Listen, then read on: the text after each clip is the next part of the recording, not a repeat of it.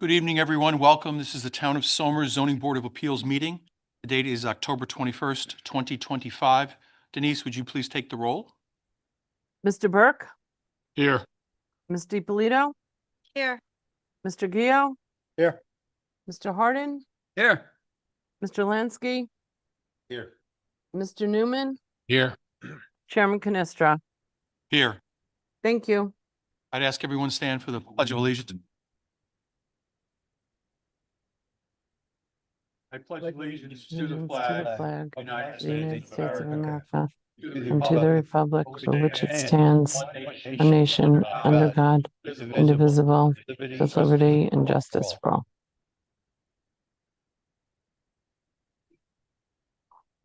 Thank you, everyone. So we're going to go on to the first item on the agenda this evening. This is the application of Erstat Biddle Properties. This is an application for 2 height variances for signage for Mattress Warehouse in a community shopping district at 80 Route 6 Baldwin Place. Is someone here to represent the applicant? Yeah. Sir, if you could just come up and give us your name and how you represent the applicant. Sure. It's Brian Vassar with Archer Signs, and we're representing the applicant as the applicant. Okay.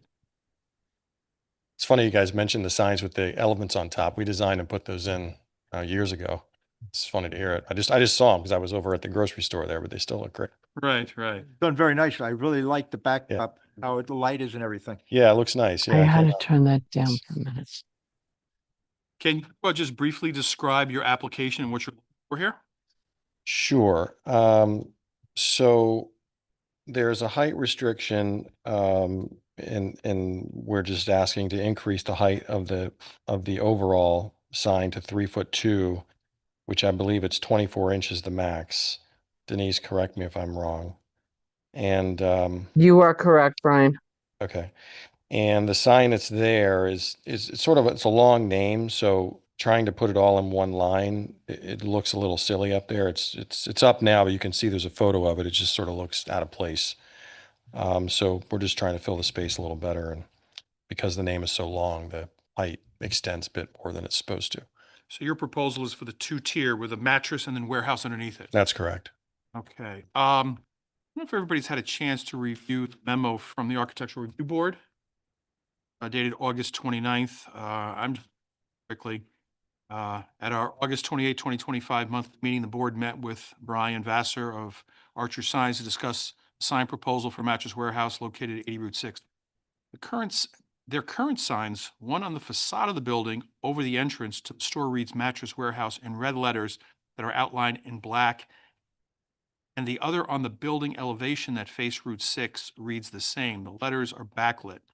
Aesthetically, the board felt both signs were not pleasing. The one over the entrance to the store doesn't fit properly in the gable, and the one on the side of the building facing Route 6 is very difficult to read.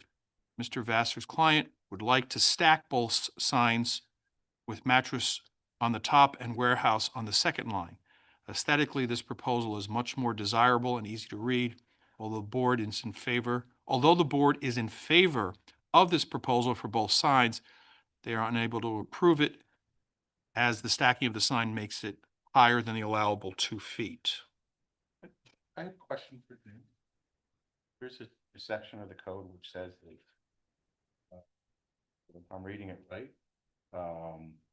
when the building is set back more than 20 feet from the street line, one additional sign not exceeding 4 feet by 5 feet may be erected. Not near each of the street line. Am I reading that wrong, or is?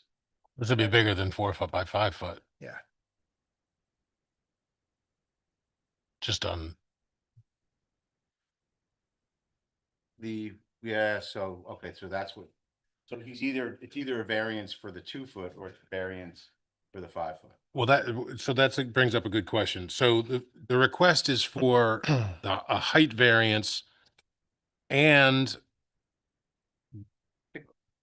well, is there this, so the second sign is already, there's been a variance to have a second sign? No, I think the code allows us that. The code allows a second sign because that part of the building faces the road. So they're looking for a variance in height for both signs. Okay. One at almost 39 inches and one at almost 41 inches. And there's one other thing from the code. One of said two signs may be an illuminated sign.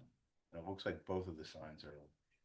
So he might be asking for a variance for illumination for the second sign as well. Maybe you could, Well, there was a sign there before that was illuminated, on both sides. You're here. Yeah. I assume you're asking for a variance. No, Second. no. Bart, both signs were already illuminated, so that gets grandfathered in, the illumination. They Okay. just need for the height. Okay. how is the sign illuminated? Is it internal lit letters, channel? Yeah. letters? Yeah, they're channels, yeah. So the light is behind the face. The faces are translucent, not transparent. So you just see the glow, you know. You don't see any individual light bulbs or anything like that.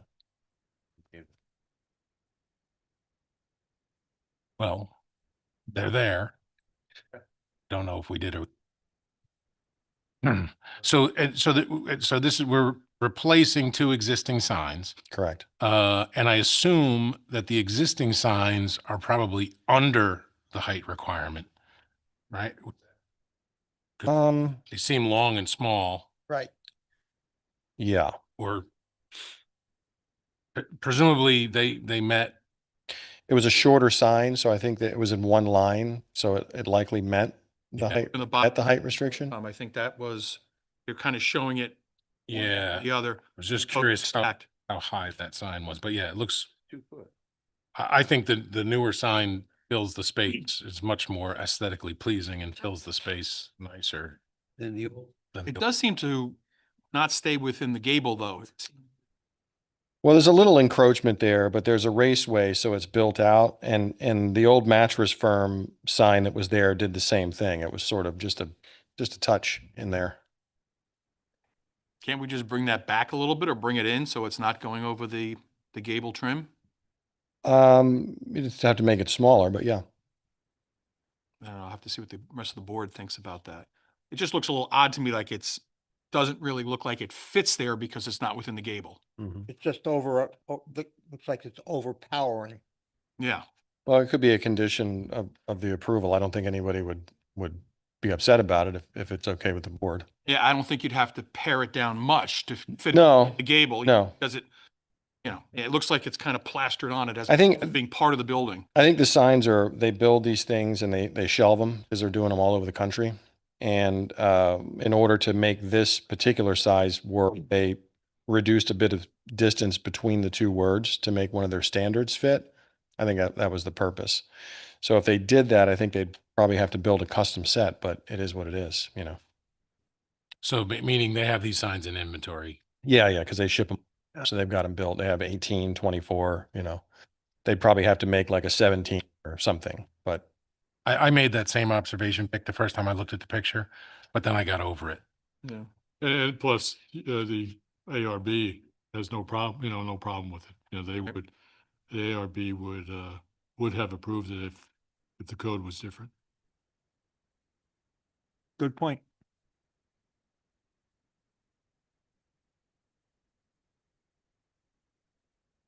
This is the same strip where the billiards is, where there's a billiards,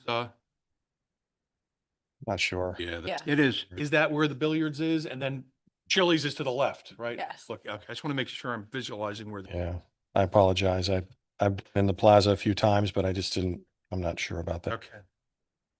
And then on the street side, it's a little bit of a bigger sign is what you're telling us. It's actually the same size sign, just the spacing between the words is the standard spacing. We reduced it a bit to help it fit on the gable a little better on the front. Yeah, sign's the same size. So there is a different height variance request only because it's their standard spacing. So you're looking for a variance for both signs due to height. Correct. For the front sign, the one above the entry, the small drawing in the bottom right, was that an option? That was, The small drawing on the bottom right is the sign that's there now. I thought the one on the top, the one. That was the one that was with it, that was there before this one that's currently in place. So Mattress Firm is the one on the top on the bottom right, and then the bottom right is the sign that's there now. But because it's a long word, the letters are really tiny on there. It doesn't really fill the space very well. So So you have a sign there now, so you're taking down that sign. and yeah, The other, that one's going. It looks silly because it's in line and the letters are like a postage stamp up there. okay. No one can really see it. Right. Did you do that sign? We installed it. Yeah, Okay. we got approval and everything and all that, so there is not currently one on the back. I mean, Mattress Firm was there before, but Yeah, I don't really have an issue with the one facing the road. I'd still like to see the one in the parking lot decreased a little, but if the board's okay with it, I'll probably be okay with it also. Yeah, I'm with you. That's why I like the one on the bottom right that was smaller. Good. It fits in the gable. It does. Right. I just think aesthetically it looks better, but You know, if the mattress part can be shrunk down, I'd be in favor of that big time. yeah, The only concerns that I have. yeah. I just think it would look better. Yeah. it's it's on the table. I mean, they can make another sign. They don't have to use one on the shelf. If Okay. it's the wish of the board, then that's so be it. And those pre-made signs, the channel letters can't be moved on that, right? I mean, they might be Center, they might be able to reduce some spacing between the letters. yeah. Have to really look at that and see. There's a decent amount of space there, so it's possible. But I think more importantly, it'll affect the width of the warehouse. We don't want mattress to be shorter than warehouse, so it stacks. So we'd have to reduce spacing between both, but we may be able to reduce it enough. It doesn't encroach much, so it's possible. Yeah. But if it's a condition, we can look at doing that. If the height variance is approved, with the understanding that we keep it from encroaching onto the gable trim, then we'll either reduce the space or we'll reduce the overall sign, if that's the I think case. I would like that. I don't, I That, agree. that would be my condition. yeah. What's the entitled amount of, width? Half the frontage, I believe. Yeah, but what is it here?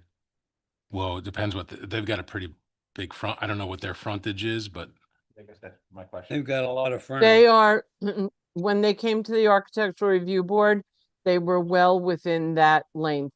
It's half of the linear footage and they had less than half the linear footage. I mean, I'm gonna guess they've got 60 to 70 feet of frontage. I don't know the number offhand, but it's a wide frontage. Yeah. A lot. Okay. All right, maybe we should take this out to the public before we have further discussion, just to see if anybody would like to comment in regard to this application. So if we could please put the numbers online if someone wants to call in. And is there anybody here in the audience who wishes to speak in regard to this application? Not seeing anybody in the audience. And if we could just put our numbers on screen, Denise, yeah. So if anybody watching online wishes to comment in regard to this application, please call one of the numbers in the white box and put in the Zoom meeting ID number and you'll come on, you can ask your question. So we'll just give it a minute. Further comments from the board or other questions of the applicant? I asked my questions. Ma'am, do you wish to speak in regard to this application? Well, you have to come up to the microphone, give us your name and address, and we'll be happy to hear anything you have to say. You have to go to the microphone, though. Okay, so what's your name and address, please? My name is Jennifer Dukic, 1 Miller Road, Mayapack, New York, Okay, which borders Somers. I know, it's right on the border there, yes. Okay. So you said you would put that online. Are you also going to put up pictures so the public can actually see what this is going to look like? Well, That would be my question. the application is available for anybody to look at. I'm not sure if they can look at it online. I only ask that because, now they're putting up that big, storage place at Baldwin Place where the old farm was, Mayapack Farm was. And it's incredibly ugly what they're doing. So I'm really interested in how people are putting things up. Yeah, this matter. I'm a The matter you just discussed is not before this board. We're only Right. zoning. So that sounds like the planning board and architectural review board would be involved with that. Okay, I'm You'd just have- asking who I would, Yeah, that's who you would go to, planning board and Yeah. architectural review. Yep. Oh, okay. And I believe that side of the street is Mayapack. So that would probably be the Mayapack Planning Board. Yeah, Oh. it would be Down in Carmel. Carmel. Well, I used to be Baldwin Place and then, halfway into living there, I'm now in Mayapack. Yeah. That side of the street where they built the storage center would be. The street is the That's divider. Mayapack. Carmel. Right, it is. Yeah. But, I'm just here because it's close by and I'm actually here for another issue, so. Okay, thank you. Okay, so Denise, it doesn't seem like we had anybody who came online with a question?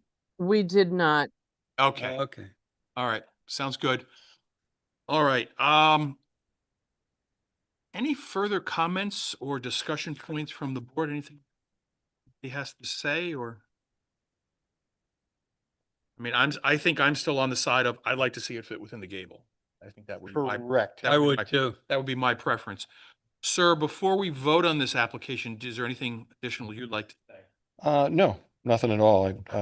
Just that, if that's the condition, that's okay. I'm sure they'll You'd be figure willing it to out. go along with Oh, it? sure. Yeah, I don't, So it can be done. oh, sure. Okay. Yeah, they just have to make a custom sign, but they can make it. In between fine. the gable, you mean? In the the- gable. The red sign will be inside of the white trim board, is that? That's correct. Right. Not Correct. encroach on the trim board of the gable. Okay, so it's not the drip edge, it's the trim board. Yes. Right. Yes, Just clarify. yes. And I just think we should be clear in the motion that we're giving 2 height variances. We're not giving a Mhm. variance for a second sign. It's presumed that. Yeah. That is covered up. That is covered, yep. Yeah. Okay, so can we have a motion for the type of action? Type 2. Second, Second.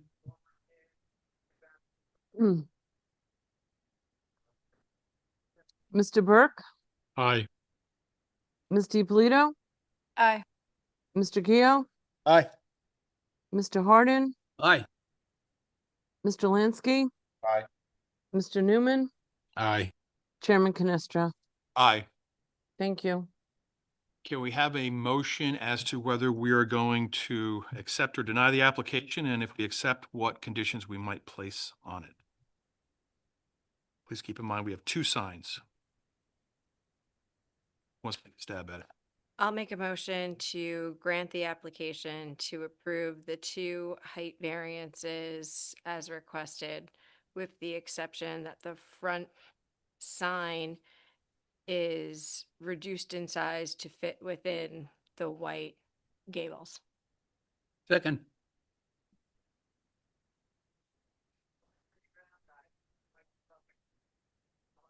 Mr. Burke, Aye. Ms. DiPolito, Aye. Mr. Geo, Aye. Mr. Hardin, Aye. Mr. Lansky. Aye. Mr. Newman, Aye. Chairman Canestra. Aye. Thank you. Congratulations, sir. The application is granted with the condition we stated. Perfect. Have a Okay. everyone. Have a good evening. Thank you. Much less confusing. So, All right. So we're going to go to the second item on the agenda this evening. Questions relevant. This is of Glenida Realty, Inc. This is an application for a height variance for a sign and a variance for a second sign in an office and light industry district at 259 Route 100 Somers. Is someone here to represent the applicant? Yes, I am the applicant. Good evening. Yes. Can you just give us your name and address for the record, please? Yes, Rick DiNardo. Property address is 259 Route 100, Somers, New York. Okay, thank you. And can you briefly describe your application for us? Yes, currently we have the new self-storage building and we're seeking to we are permitted per the code to have one sign that is 112 feet long by 2 feet. Instead of, which covers about 112 square feet in total. We're looking to put 2 signs, which are only going to be 60 square feet in total. So basically, it's half of what's permitted, but rather than being one long sign, it's 2 signs, one on top of another. To accomplish that, we're requesting a variance rather than 2 feet, that we want to go 4 feet up on the sign. So the top sign is the one that needs the height, the height variance. The bottom Correct. sign is within the height. And what that does is it concentrates the signs just on the center of the building rather than being spread out on the whole front. We just think architecturally wise and aesthetically wise, it looks much better. By the way, we also have a memo once again from the Architectural Review Board. Maybe I'll just read it quickly. At our August 28th 2025 monthly meeting, the board met with property owner Rick DiNardo regarding a sign proposal for his new building located at 259 Route 100 that is going to be a storage center and has garages for cars. Linear footage of the front of the building is 225 feet. Although as per code, Mr. DiNardo is entitled to a sign on the front of the building that cannot exceed 2 feet in height and 110 inches in length. The design of the front entrance to the building, does that make sense? 110? 110 feet. 110 feet in length. Design of the front entrance to the building doesn't allow for the placement of a sign that size, and the sign would have to be placed on either side of the gabled entrance. Sign proposal is to place 4 by 8 foot sign in the existing AZEC cutout outlined in black above the window in the gable that will read Somers Storage Center in white letters on a red background. It will be indirectly lit. In addition, Mr. DiNardo would like to place a second sign below the windows in the gable that would be placed in a AZEC cutout outlined in black that reads climate controlled. On the first line, and self-storage and garages, white letters on a red background. 3 gooseneck lights will light this sign. Because of the number of signs and the size of one of them, the board had to deny the application. However, aesthetically, the board has no objections to the proposed signs. Just a question I have. So the climate-controlled self-storage and garage is going to be lit by gooseneck lights Yeah. that come out. How's the top sign going to be lit? The building itself has has washed lighting over the top. So part of the building lighting was going to light that. There's no direct light to it. Okay, okay. In the pictures we're given, I see on the first diagram, it's white letters on a red background and a small black frame. On the picture of the building, though, it seems like there's then a further white frame around the signs. The white frame around the sign is the AZEC border, AZEC trim. You're talking about the border of the building? Part of the building, yeah. Well, it's the part of the building I'm talking about. You see this white border around the sign? Yeah. Yeah, and Vic, and That part of the building? if I may, I think you're right, because if you look at it now, that where we see here, the signage in this pictorial here, Right. that white is there on the building now. Right. So it looks like I don't know if that's AZEC trim. It doesn't look like AZEC trim to me. Trim, I think, would be this here on the gable. Right. Well, that is it. Looks like it looks like the sign is gonna be placed on the existing white fascia or whatever the material that's presently there. Yeah. And the same with the bottom. Yeah. Because there is a white, essentially, I would say cutout is the wrong word, but almost like a frame. Right. And So why are it those looks to frames? me as if Hmm. that's part of the signage, although maybe it's not intended to be. Yeah, yeah. Why is that there? Why is those white? Like if we weren't putting a sign, would it just be a white boxes there, or what are they? That was, again, it was keeping with the architecture from the same trim is used around the rest of the building. Oh, I see. It was just designed that way. So you don't have to include the white trim around it. No. Well, it's there now if, the board says. It probably helps to define the sign, though. It's And, for spotting purposes for water. Yeah, sighting and seeing Needs to- and reading the sign. bench. So I was just reading the code, and it seems like he can have 2 signs. And the issue is really the height on the second sign. Right. And only one of the signs could be illuminated. Sorry, my earlier comment was that this one. But in this case, neither are illuminated Well, they're both. internally, they're These external. are neither internally illuminated. I don't know what the code means, whether they're internal or external. Bart, I could touch on this. Mr. DiNardo is entitled to a wall sign, which would be on the front facade of the building, and he's entitled to a sign at the street. He has opted not to put a sign up at the street. And so he does need a variance to have a second sign in the bottom of that gable under the window. And they can't be internally lit, only externally lit. And both, Well, that's why you goose. Right, For the bottom one. when you say Yes. illumination, it's been interpreted that that's external, that's internal. that's what the Architectural Review Board interpreted it as. Okay. And they're, when they say one of two signs, they're interpreting one of those signs to be a facade and one to be a freestanding. That's also, because there's some ambiguity here, so. Well, that's why he's asking for a second sign. Okay. Yeah. And I think in a sense, right, he's, because of the frontage of the building, Man.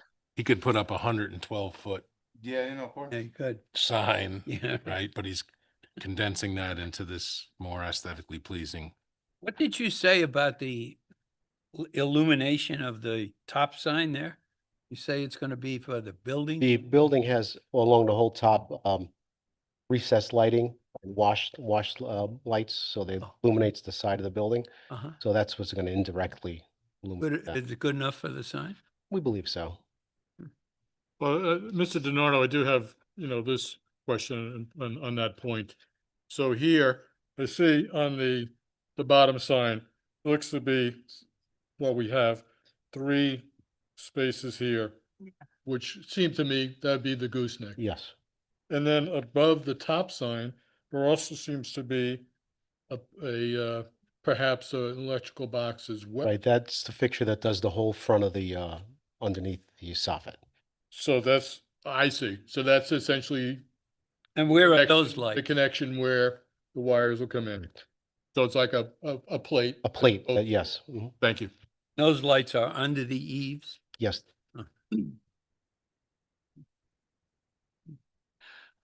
So I would say, Bart, to your point, if I would, given the ambiguity of the second sign, Yeah. I would suggest that this motion be for 2 The signs, signs and Yeah. the variance. if the board is so inclined. Yeah. And One shot for both, yeah. I would just thank the applicant for a very tasteful self-storage building. Amen. Thank you very much. Wonderful job with the aesthetics, Appreciate it. Thank you. and it's appreciated. It's a lot better than what was there. So the only other question then would be on that, if your concern is about the border, would you want to include that in the size? I think that's exciting.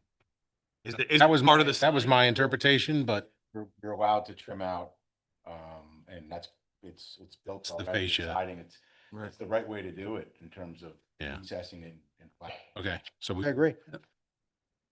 so.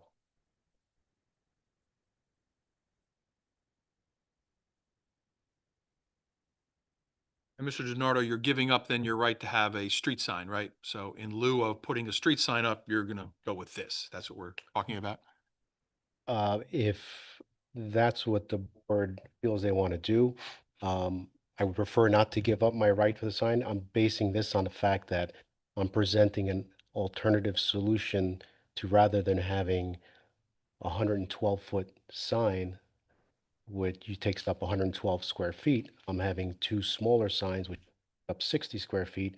So I'm really using 50% of my allowable space. So then to ask me to give up my right, again, not that I have any plans to do it right now, but we don't know what tomorrow brings.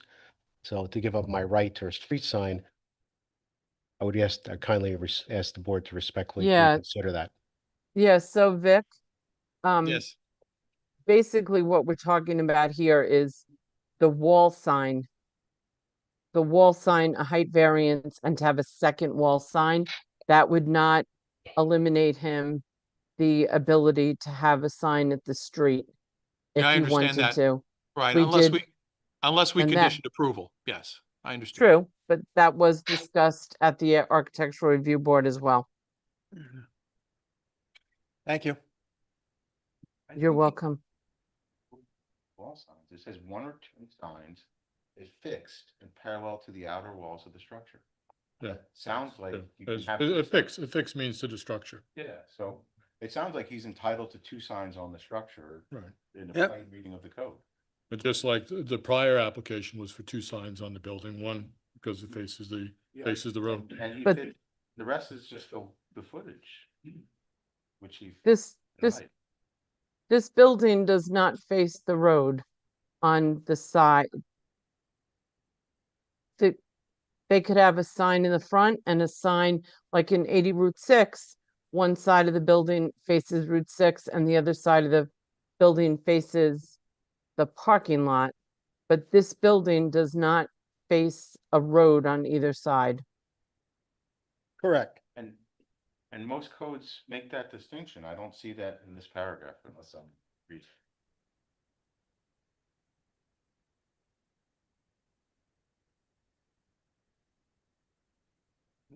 Yeah, there may be some, I'll try to find it, but I know Maybe I've something- personally tried for 2 signs and it's Yeah, it's difficult to get. that's the way it is in most codes, but I don't see that here in this, subparagraph 3, 170, 126.3. But that said, he's applying for 2 signs. I don't have a. Right, I and don't plus, have a but sign. whatever, if Can you- there's a question down the road of whether he's entitled to a road sign, then it comes before whatever board has to come before it at that time, not a. And- I think the application here is Clear. somewhat, yeah, it's clear. And under this section, because we're under the OLI district, right? Mm. Which is different, right? That, I don't see a separate thing for a monument sign or a freestanding sign here. It falls, they all fall under signs under commercial. So there's another, it's under a It separate. covers, section. yes, it covers OLI, community shopping, neighborhood shopping.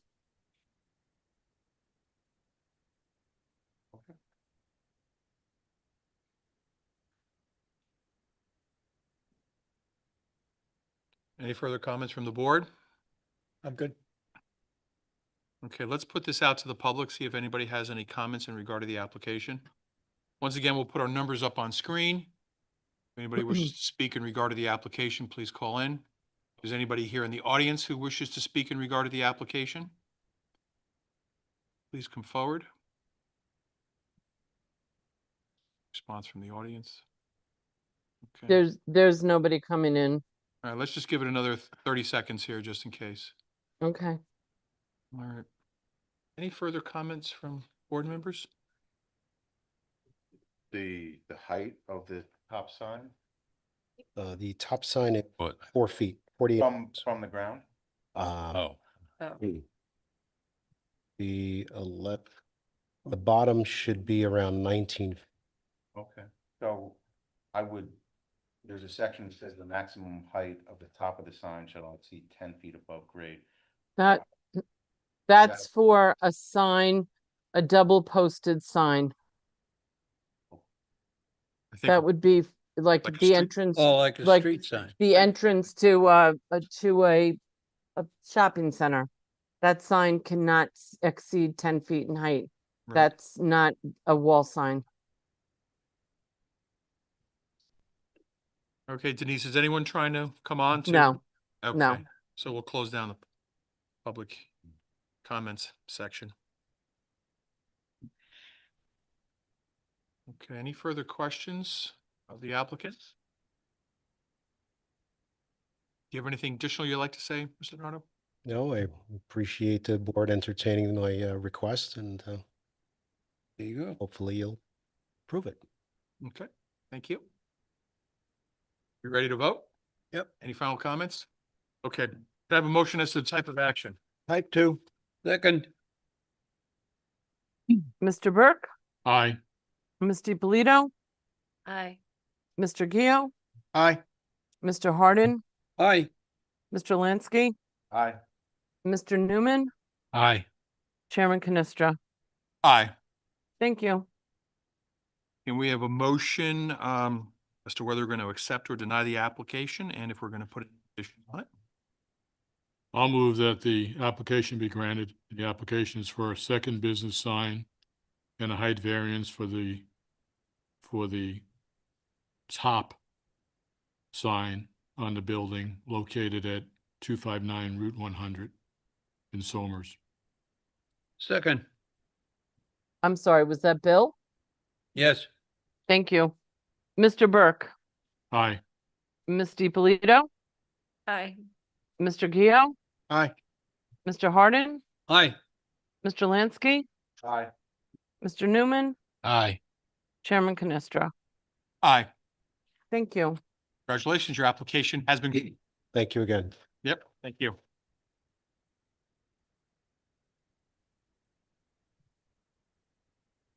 Okay, we're going to go on to the next item on the agenda this evening. This is of Dynamite Properties, Inc. This is an application for this is a carryover, by the way, an adjournment from the last meeting and a carryover before that. This is an application for a variance for the width of a common driveway at 0 landlocked Green Tree Road, Yorktown Heights. Is there someone here to represent the applicant? Sure. Evening, everybody. Michael Caruso, Cuddy and Fader, 445 Hamilton Avenue for the applicant. Good evening. Good evening, thank you. Good evening.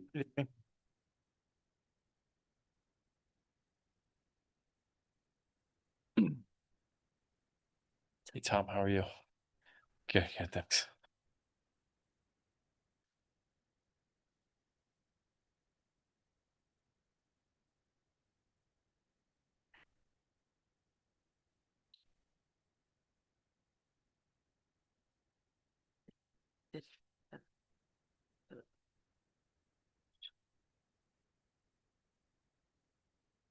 Yes.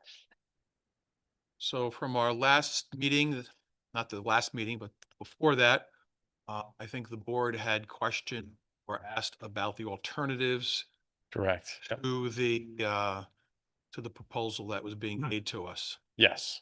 to possibly avoid crossing the trailway.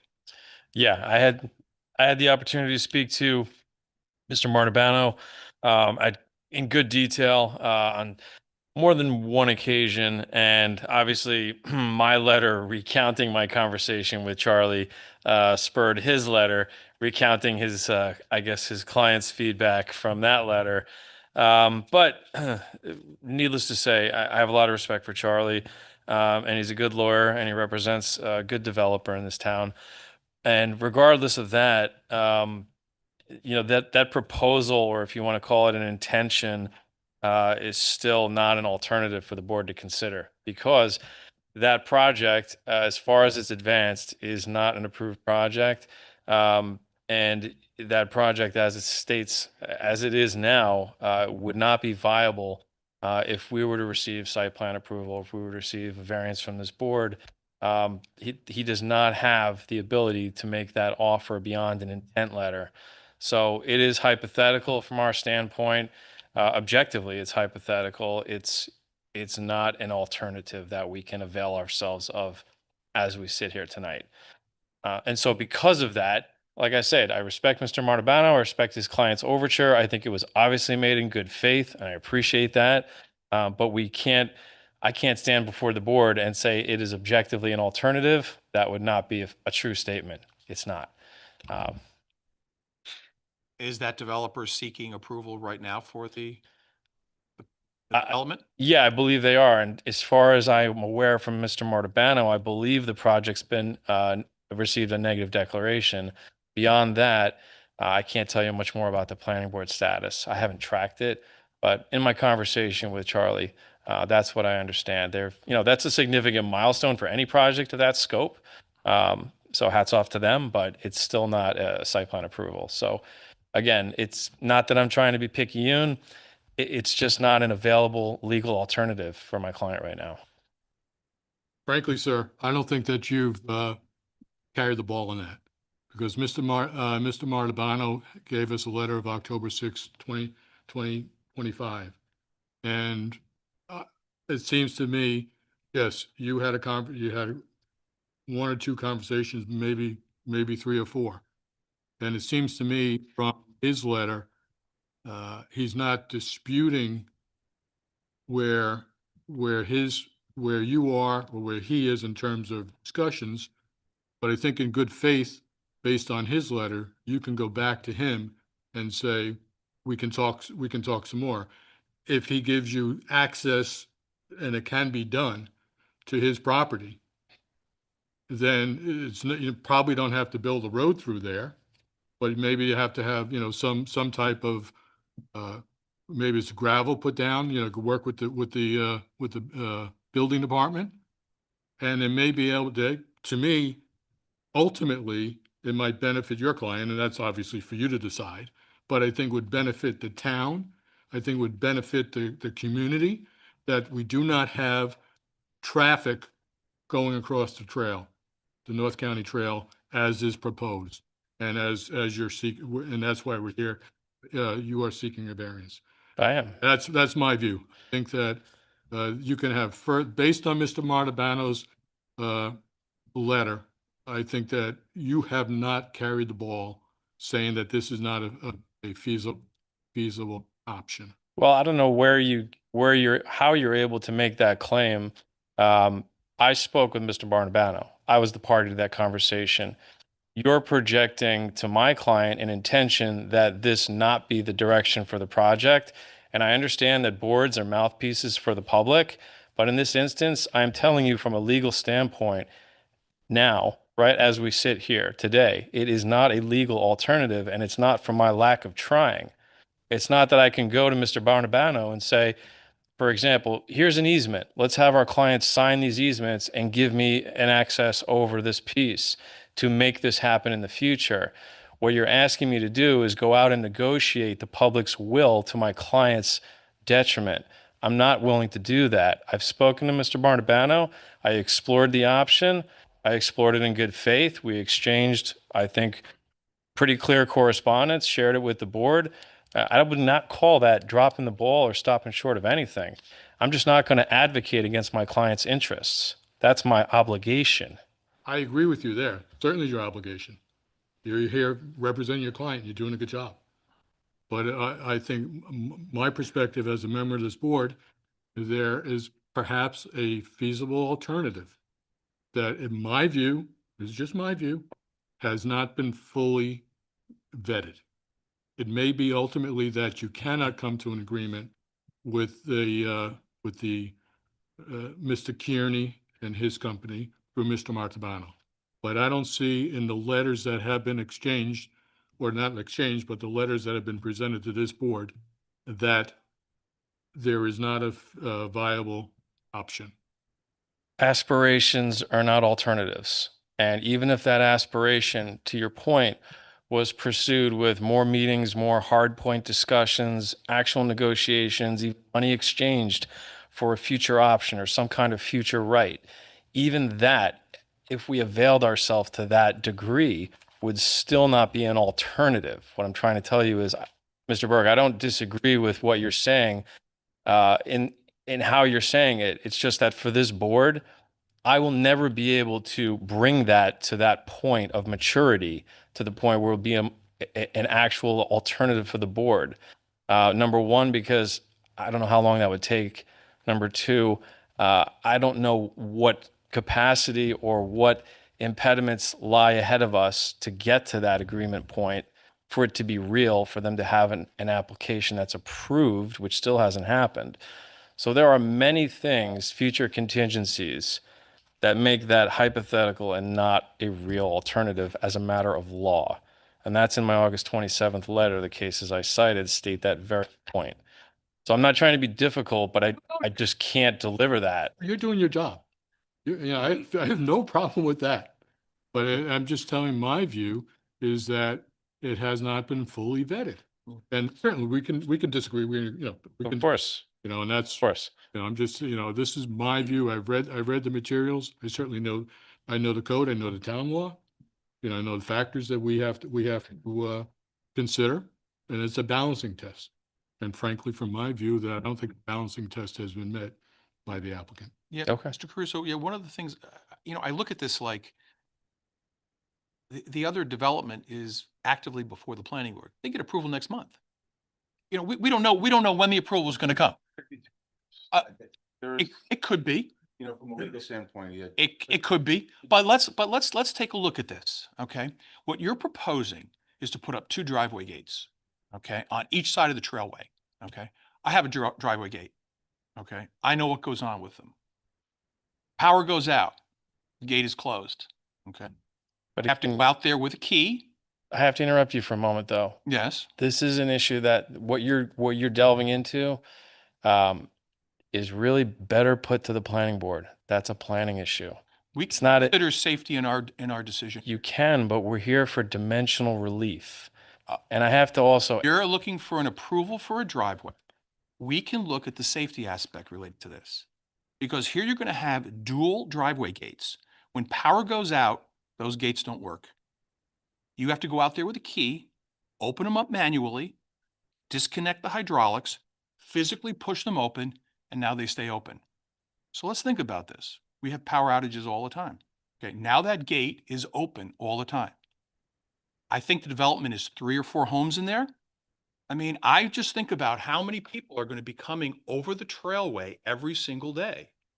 And all right, let me finish, please. And, you know, I just see this as a concern, especially when there is a possibility of an alternative. Now, you say it could be 2 years, a month, I don't know. But I think if you let the planning board know what our concerns are and what the concerns are of the community about crossing this trailway, I would think also too, your client, cost of putting up 2 gates like that, and that have to be coordinated, there have to be they're gonna have telephone systems into each of the houses. There's gonna have to be keys, there's gonna have to be maintained. Who's gonna pay for the maintenance of the gates? What happens if one homeowner doesn't wanna maintain the gate anymore? What's gonna happen to the gate? I mean, I've gotta believe these 2 gates are gonna cost $50,000 or more to install them, and your client thinks that's a good alternative? I don't know. I mean, you know, I'm not here to determine the monetary decisions your client is making in regard to this. But what I'm looking at here is that you're looking for approval for us to widen or approve this driveway so that you can put in a gate system across a trailway that is used by a lot of people running, jogging, bicycles, et cetera, et cetera. And please let me finish. And there might be a feasible alternative next month. I don't know. what I I don't know where the planning board stands with this, but But I mean, you have someone who's doing this other development who has put in writing to the town that they're more than willing to allow access through their development and we avoid the trailway. To me, that's a win for that's a win for everybody. This is an expression that's written on 2 pages. It has no deal points. It has no machination. What Mr. Martabano and I discussed and what I expressed in this letter was that there are impediments. There are things that are going to be difficult about if this intention could manifest. Who takes care of the roads? Who's a member of what association? These are things that are not they're not going to be easily resolved. They are possible, but I think we have to come back to what this application is. What we're asking you for is in several hundred feet of a driveway, we are asking at a trail crossing point to allow us to have 12 feet wide of asphalt and 2 feet and 2 feet on either side of compacted material. We have a 16-foot roadway. That's what your code requires. That's what the application is. So it's not that cars have to drive on the grass. It's not that this is a roadway that's going to be 16 feet, whether it's made of asphalt, compacted material, they're going to function the same way. It's a surface that vehicles can drive on. So realistically, this application, I think, is very light in that sense for your board. We're not asking you to bottleneck the road surface. Road surface is still available at 16 feet. It's just 2 different materials that function the same. So I just want to reorient this discussion because while I understand all these concerns, I'm not kicking the can. It's going to go to planning. It's going to get vetted. It's going to go to the town board where they're all going to have those same issues and they're going to come out. We can't duck them. But this board is really just looking at whether that surface change for a small section of this driveway is tolerable under your code dimensionally. That's what this application is. It's not whether there's other ways to design the project. It's not whether Mr. Mortabano's client's project is a better way to do this. It's really not. It's just whether that small functional difference in surfaces is something that you can't pass on a hardship test. Well, Mr. Caruso, I guess this is where I come down, and I think Chairman Canistra as well. Under Town Law 267B, the zoning board of appeals, in making its determination, shall take into consideration the benefit to the applicant if the variance is granted. And this is, to me, the important part, as weighed against the detriment to the healthy, safety, and welfare of the neighborhood or community.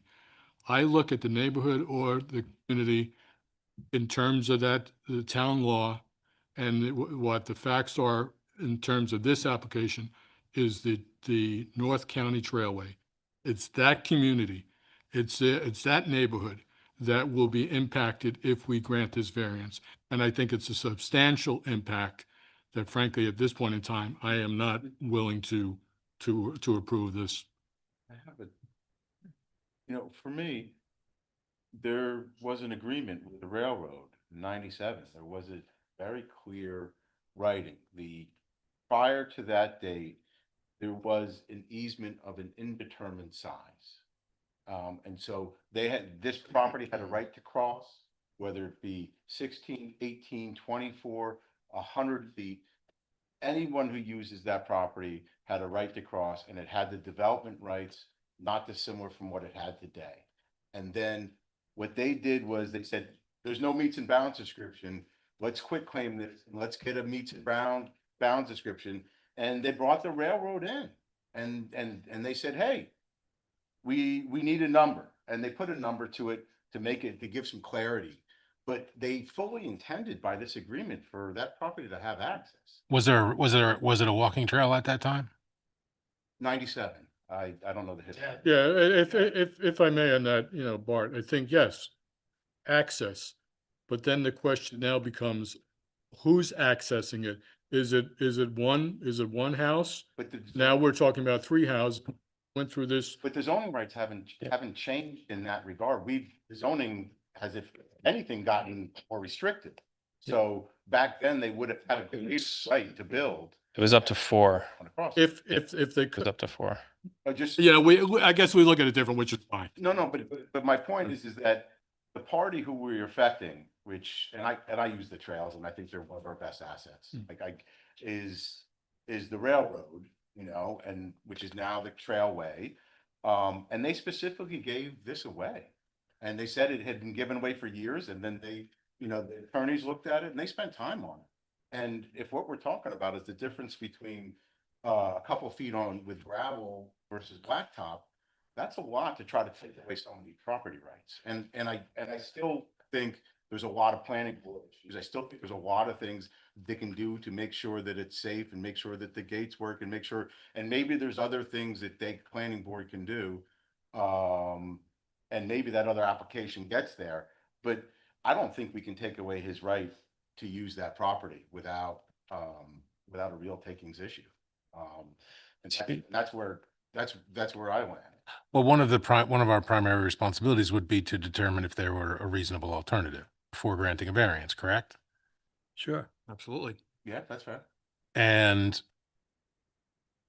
whether there is or there isn't, right, hasn't been discussed in any level of detail, right? So I keep going back to the line in Martabano's letter where he says, Parkview, as the present owner of this property, not a contract vendee, could indeed execute a document conferring a legal right of access, with specifics to be determined later, but of course it would be preferable to have those specifics worked out by reference to an approved plan.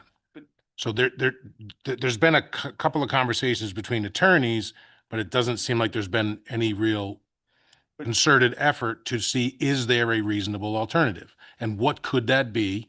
And what could we get signed now? But my experience with a reasonable alternative is through that person's property, not through other people's properties. Having somebody say, oh, there's always then there's always a reasonable alternative. You can always buy the neighboring property. But isn't this this is an easement through other people's property?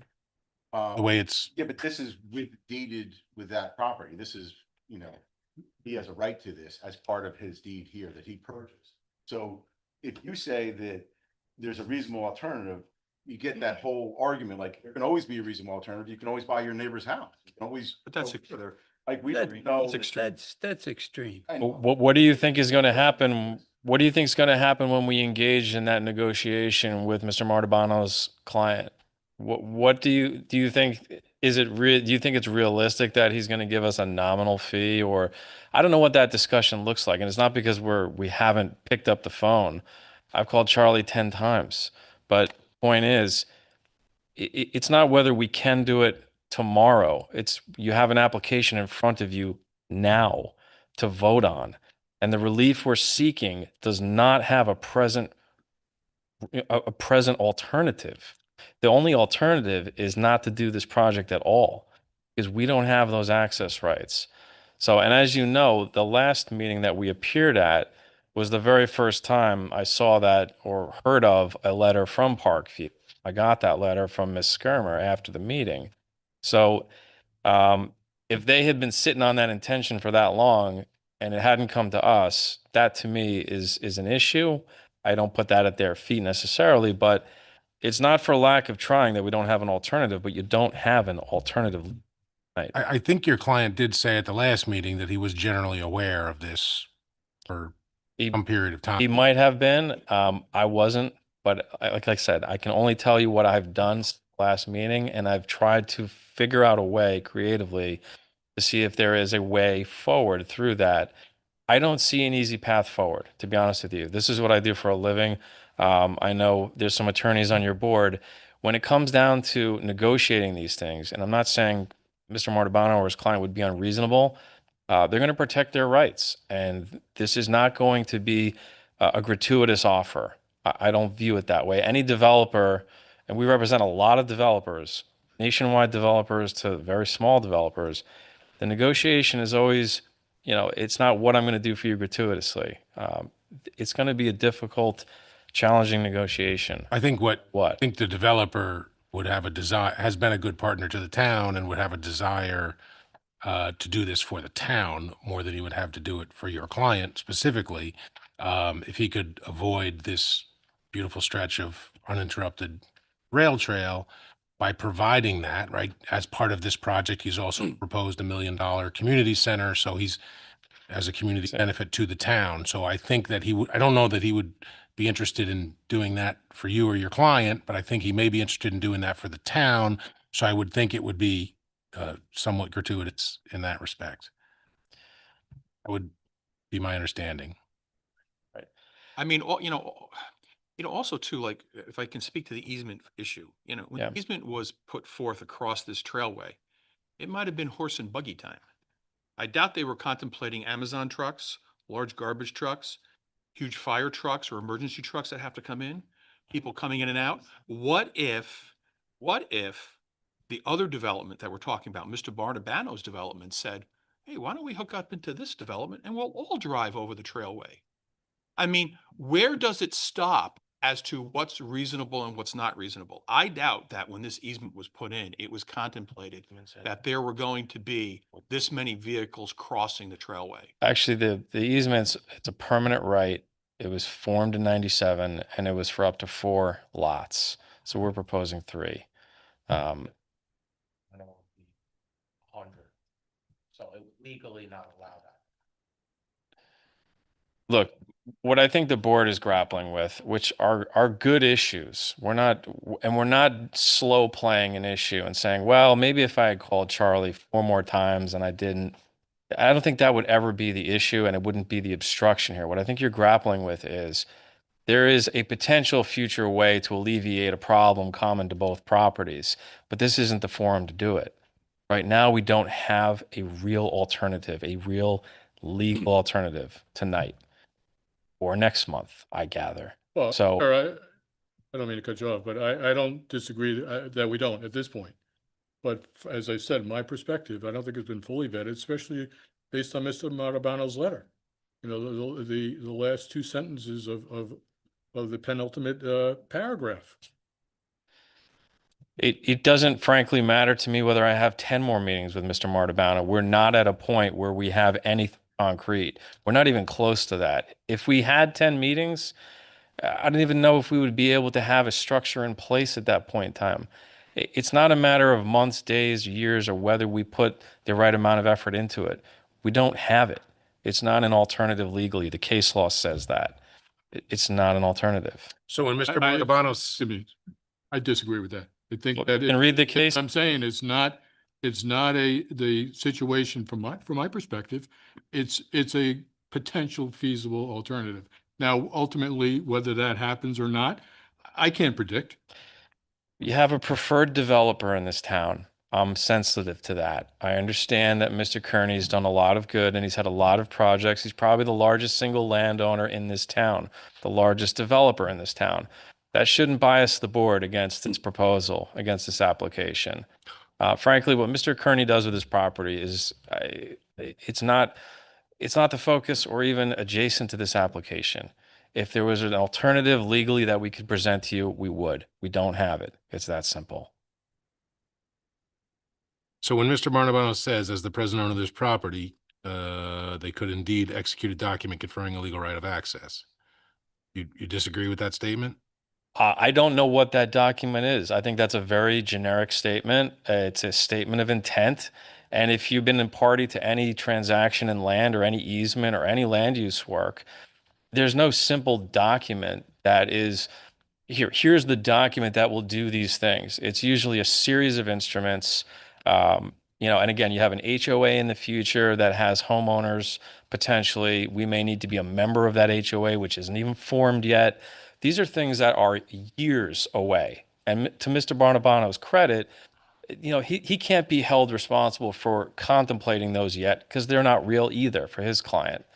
So I mean, it's, The planning board, though, is aware that an agreement is made between the two parties, that they're going to grant access.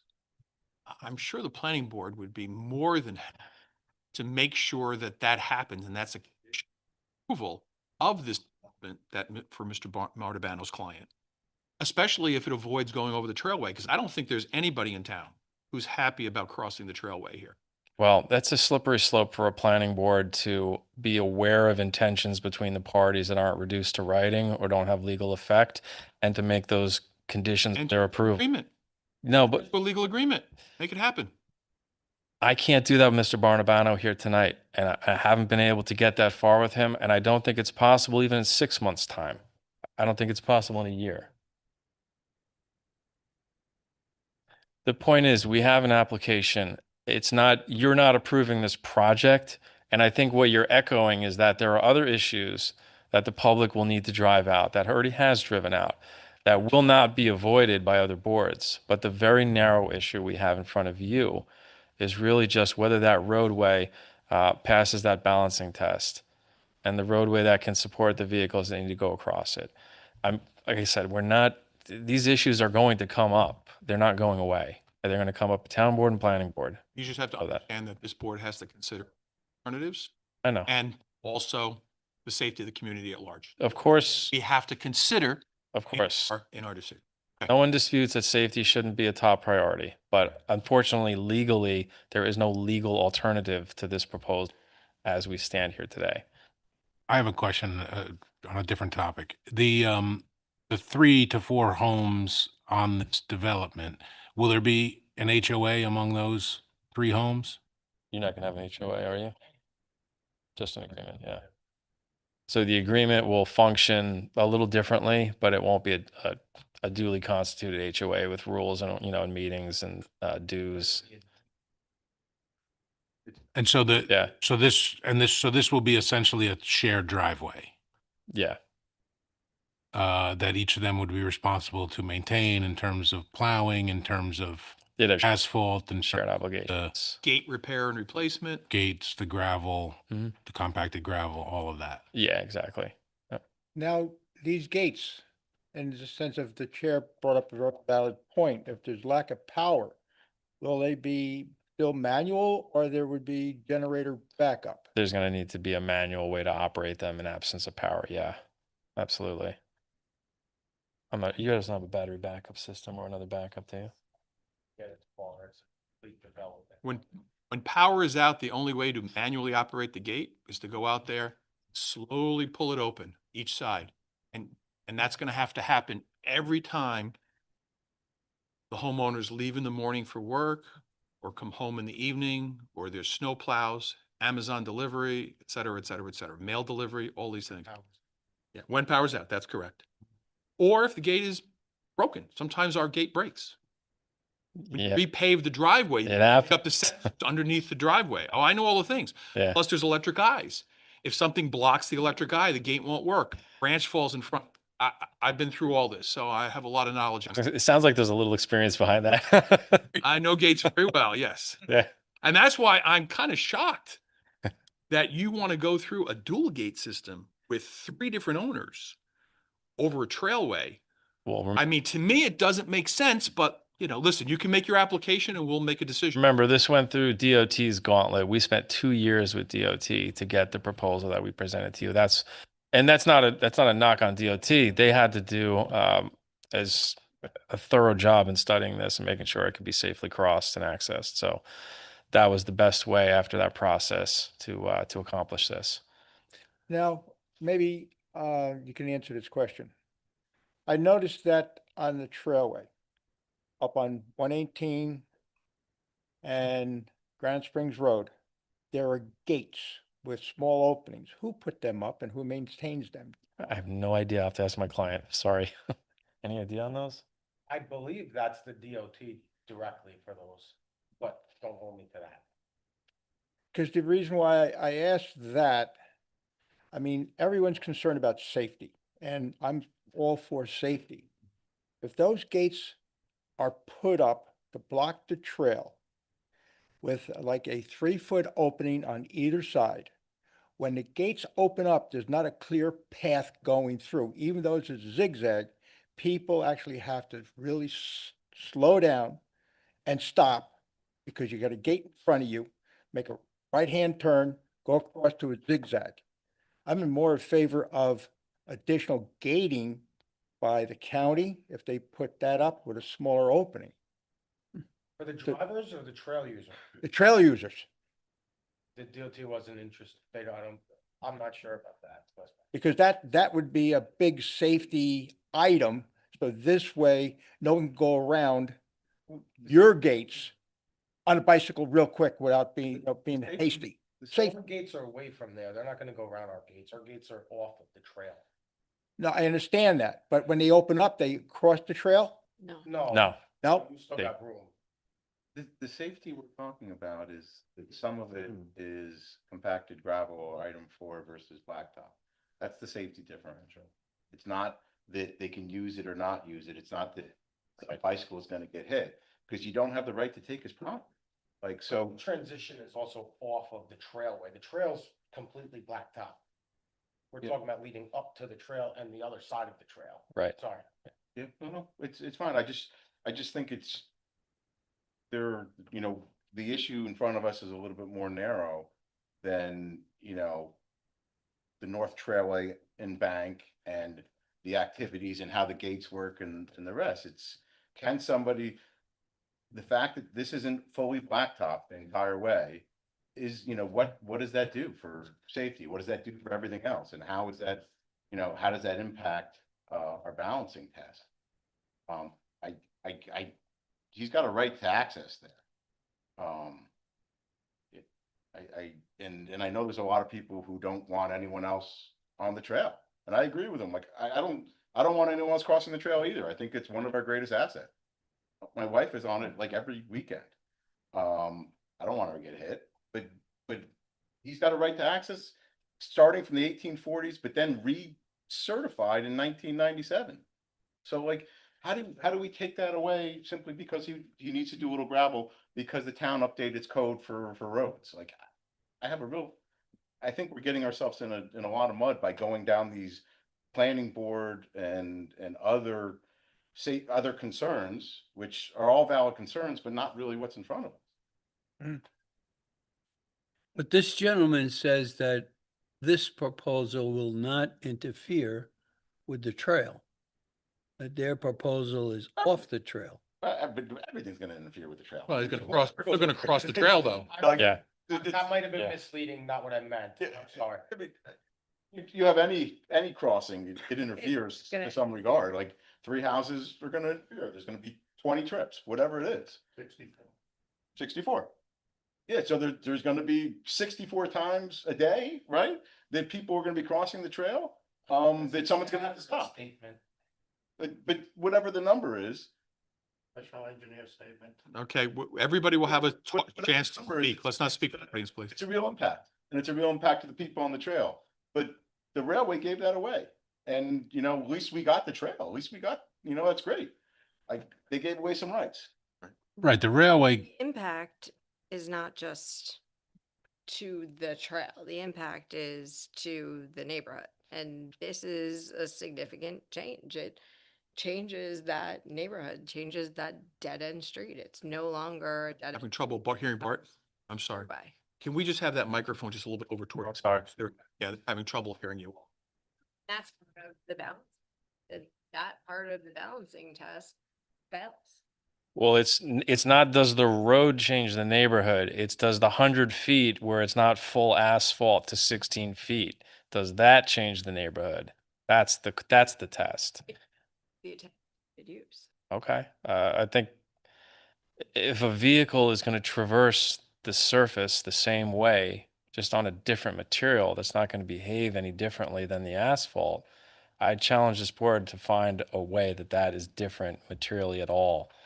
I don't see one. Because if there's not a vehicle traversing, if there's no asphalt on it. Well, they can drive over it. That's But they- engineered They have a that. right to drive. It's, Eh, I live in Purdy's, and not all of our roads are code, and people get around. And a lot of our neighborhoods are that way. And it's the 2 feet's not gonna matter. But to your point, a large degree of the driveway through the wetland is grasscrete. It's not asphalt. And that's not going to materially change how vehicles drive over it. It's going to drive at the same speed they would drive on asphalt. They're not going to drive any differently. The vehicle's not going to sink. It's not going to fall off this material unless it's not kept properly. But that's a hazard to anyone who owns a home. I have it at my house too. So really, that small section that has a deviation in the material, like that Mr. Lansky had said, is what you're studying, the impact of that. Right. This is private. These roads that we're talking about are maintained by the town, maintained by the state. Depending on what town you go to, you might get a different response to the quality level of service. Yeah, No doubt about that. Homer does a great job. Right. So point being, they're obligated to keep these roads in a condition that'll be drivable and safe. There'll probably be a condition that's secured by a bond at the planning board level, which we don't know yet. Obviously, we haven't progressed that far. But all those are fair game with the planning board. And I fully appreciate your concern. And the impact to the community and all the community members that will speak out against it at the planning board will have the full-throated opportunity to do so. But this is a very small application and a very small piece of a road within the application.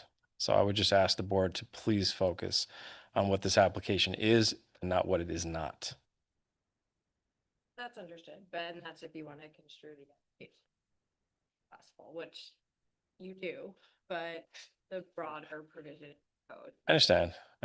we alluded to earlier, that does allow for general interpretation, and we're within our bounds to consider. Of course. I'm not saying you ignore that. You must be a lawyer. Anyway, I can yield the floor if the board has had enough of me. Other comments before we go to the public? Okay, so let's, Denise, let's put it online to see if anybody wishes to call in and speak in regard to the application. If anybody here in the audience wishes to speak in regard to the application, please come up and give it name and address. Keep in mind, if you've made comments in previous meetings, we have heard them, and please, let's try to keep the comments to a reasonable length. Just because if we're going to be repetitive, you can come up and say very quickly what your position is and what you like, but let's try not to go into long long presentations. Well, I know quite a few of the people here. My name is Mike McBride. I'm in Heritage Hills. I run the men's club over in Heritage Hills. Today, I spent most of my day regards the detour for the culvert just south of Muscoot. I was here and other places at Muscoot about the detour. I'm retired state DOT. I was in charge of Northern Westchester from 97 to 2013. And back when I was in charge, including the trail there, I prohibited the crossing at that time because of the dangers that it has. This is the so-called deed, which is from originally 1870. This is 1997 that DOT Commissioner Joe Boardman signed. And part of the reason he signed it was because there was questions in it, like was alluded to, I like that word, was alluded to up here about the purposes of it, basically a cattle crossing way back when. It wasn't meant, and the question about the number of crossings, they say 10, 15, 20. I'm a licensed professional engineer, design, construction, and maintenance. I had come up with a few years ago a total of 64 trips between the landscapers and the mailman and the Amazon trucks and the school buses, et cetera, et cetera. And I used to have to do that type of stuff when I was in design and actually go and count pedestrians at different locations. This says the lawyer keeps saying about the DOT, and in my opinion, is insinuating that the DOT has approved this. The DOT does not get into the nuts and bolts of anything till it has gone through the different town processes. And the final stuff on the 1997 signed by Commissioner Borden, who promoted me in 1997, September 23rd, 1997, to right next to Muscoot Farm down there. It says that the applicant approval by said department, meaning the DOT, will not be unreasonably withheld. And my contention is that the safety that has been mentioned numerous times here by numerous different people, the safety is paramount. I have 3 grandchildren now that I go along that trail with. I prohibited crossings of the trail down in Millwood and at other locations. They fully knew what they were getting into when this property was purchased. Back in 1969, there was supposed to go some development down there, and there was supposed to be a big, I'm sorry, over by the Dynamite area there. There was supposed to be a big development over there. And after the construction was done, the easement was supposed to be extinguished. But because that never happened back then, there's some confusion. And in order to eliminate some of the claims and get construction of the bike trail completed, that's why they made this document here, which was entered into the county clerk's office back in 1997. August 20th, 1997, it was recorded in the county clerk's office. That all being said, there's some other things there. And Ken Carney, I used to sign off on permits for Ken Carney up at the Muse and other locations. I believe Boniello is probably the biggest developer in Somers. I signed off on stuff all over Somers for Boniello. But a point was raised over here. I don't know if it was Tom Newman or Mr. Burke. Do I have that name right here? Is Burke? I'm Burke, yes. I'm Burke, and I'm McBride. My best friend is Burke.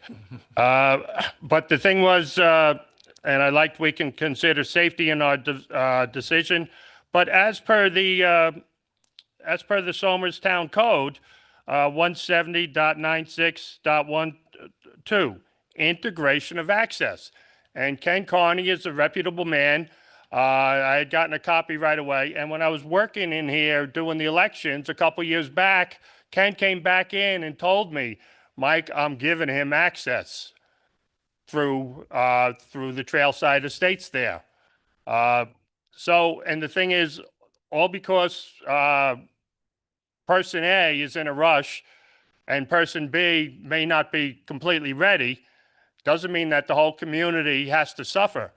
And the potential, and the last thing I wanted to do was be drawn into court as an expert witness all the time in the defense of the state. I'm a licensed professional engineer. I'm not a lawyer. But I spent 1/3 of my time in examinations before trials and in the courthouse. They were constantly using me. And but the thing is, the number one duty of an engineer and the ethics and the state rules are the safety of the public is paramount.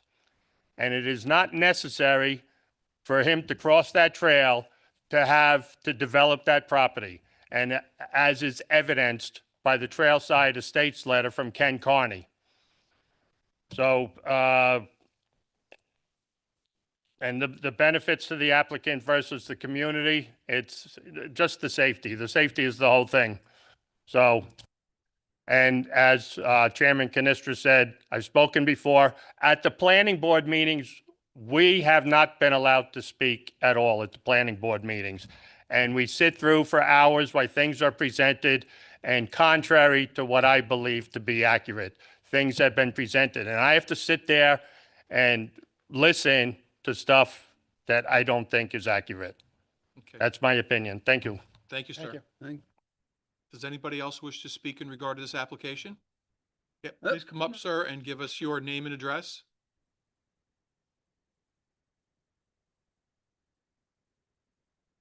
Hi, good evening. Jimmy Gondek, No, yeah, please speak into the microphone. I'm sorry. Jimmy Gondek. I live at 1 Miller Road, Mayapack, New York, right at the top of 118. Actually, it's a question for the gentleman that just spoke, and maybe somebody else on the board might be able to help. It's not clear to me, and I understand I'm coming in late to this whole proceeding here, as to who makes the final decision as far as any easements for crossing the trailway. It was my assumption that these trails are being administered by the state of New York. So, Well, what has been discussed is that there's an old easement possibly across right, the trailway. right. And what's before us is the applicant has an application before us to increase the driveway, because under Somerstown code, you have to have a certain width of driveway. So without that, he can't have his driveway across the trailway. So he needs our approval for the increase in the driveway. Well, that's my What we question. have to consider for that variance, shall we say, is we have to look at various factors, detriment to the applicant versus the community, the safety issues, and we have to look at all those things. Is there an alternative? So those are the things that we're looking at to make our decision. Well, that's where my confusion is, and it touches on what you were saying about the 1997 update to a very old allowance to cross the trail. Yep. It seems this is not the correct venue to even be discussing this. Town of Somers doesn't even seem to me to have the authority to make a decision regarding So that. the easement is public record, and you can pull that up. It's all under the Westchester County recording system. So this property, with, I guess, an owner who's here, he has a right to cross the trail. The only thing we're here for is the fact that, the town code at some point in time requires 16 feet. Is that the correct number?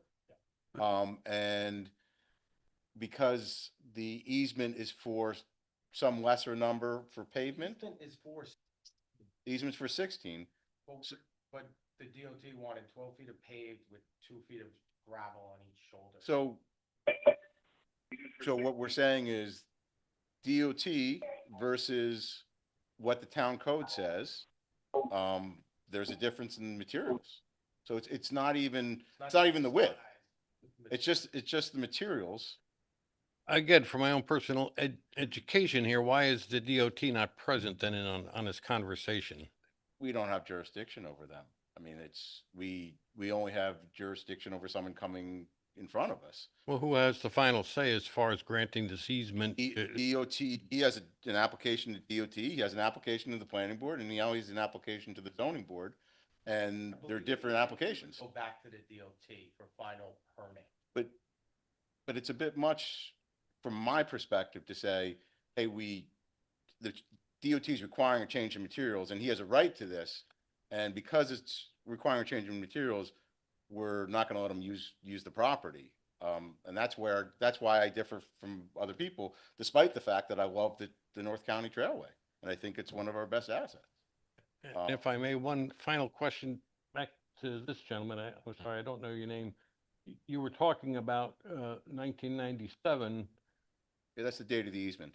Right, the update of the easement, and Apparently that was supposed to all have been changed, and I don't know if your understanding of what's going on here squares with everything that was just discussed. It seems like the state of New York, DOT, and plus working with you folks, it just seems like we don't have all the players in place here to even have this There are conversation. multiple approvals may be required from multiple agencies. We're only one of those. We're only dealing with the zone. This only deals with that particular issue. They may have to have an applicant, like I said, Appreciate it. You'll three different. my ignorance on this. Thank you. Yeah, no, that's fine. Thank you. Thank you very much. We did go through the DOT, the 2-year process. They then. Okay. Yeah, let us finish public and then we'll be happy to hear. Anybody else here from the public wishes to speak in regard to the application? For or against it? I have someone online. Okay, if you could please bring them on. Okay, I think they're ready. Hello, okay, you're just calling in. Yep, we can't see you, but we hear you. Could you please give us your name and address, please? I'm sorry, I can't hear. I cannot hear him any. Cannot hear them Yeah. at all. Hello. Hello, yes, Hi. now we can hear Now you. we can hear you. Oh, okay. I didn't know if I was up. You are. Good evening, ladies and gentlemen. Yes, can you Maureen give us your name and Friel. address, please? Yep, I live at. I'm sorry, you just dropped out again. Okay. Yes, it's Maureen Friel. I live at 2 Green Tree Road. All my friends and neighbors are there. And we've been following this. Got it, talking. And among all the letters we have written or whatever, I keep going back to the fact that if we're going to be technical about why there's so-called driveway is in front of the zoning board, there is no driveway. Okay, it's a footpath. There is no pavement there. There is nothing there. And if he wants to put in a softer material before the path, is that going to hold up a garbage truck and a fire truck when it gets wet? Because that whole area is nothing but wetlands. So I'm still perplexed at why we are trying to approve an access to property that has not been approved. And going back to this 1997 easement, which I believe was around the time of Tommy Boniello and Mike Borelli. And Mike Borelli was a partner with Tommy Rasick and Dynamite Properties in the beginning of all this. So I would say we should go back and look at what that easement was and how it was worded before the path has become so widely used. And the politics back then could be very different than the politics now. The safety issues, just the whole common sense of it all. The property was bought knowing it was landlocked. And we're trying to go every which way around this, but as the zoning board goes, I don't even know why we're here. I said this at the last meeting. There is not a existing driveway or roadway that needs a variance because there's nothing there right now. So giving this approval is pretty much saying, okay, now you have a way in, when the planning board and the town board has not approved it. And I would like to go back to the 1997 easement, whatever it was called, and see how it was worded back then. We are now in 2025 with a huge, much bigger population. When that path opened up in the 1990s, my children were young. They're now in their 40s. So a lot of things have changed around this town. And for 3 houses, we're gonna let someone have their way. And it just goes back to the lawyer. It keeps bringing back the basics of why this was brought in front of the zoning board, Well, I want to say, what are you asking about a variance to a driveway that doesn't exist? And I still don't believe he owns that property. It could be an easement, but how does he have the right to say, I need a variance on a driveway that doesn't belong to him? And I'm not a lawyer, but, you know, these are questions. Okay, thank you very Thank you. much. Thank you. Thank you. Have a good night. Okay. Denise, do we have anybody else online? No, Vic. Okay. Is there anyone else here in the audience Yeah. who wishes to speak in regard? Yes. You could please come up, give us your name and address. Thank you. Hi, my name's Olga Shamra. I live at One Adele Court in Amawalk. Thank you for holding this meeting.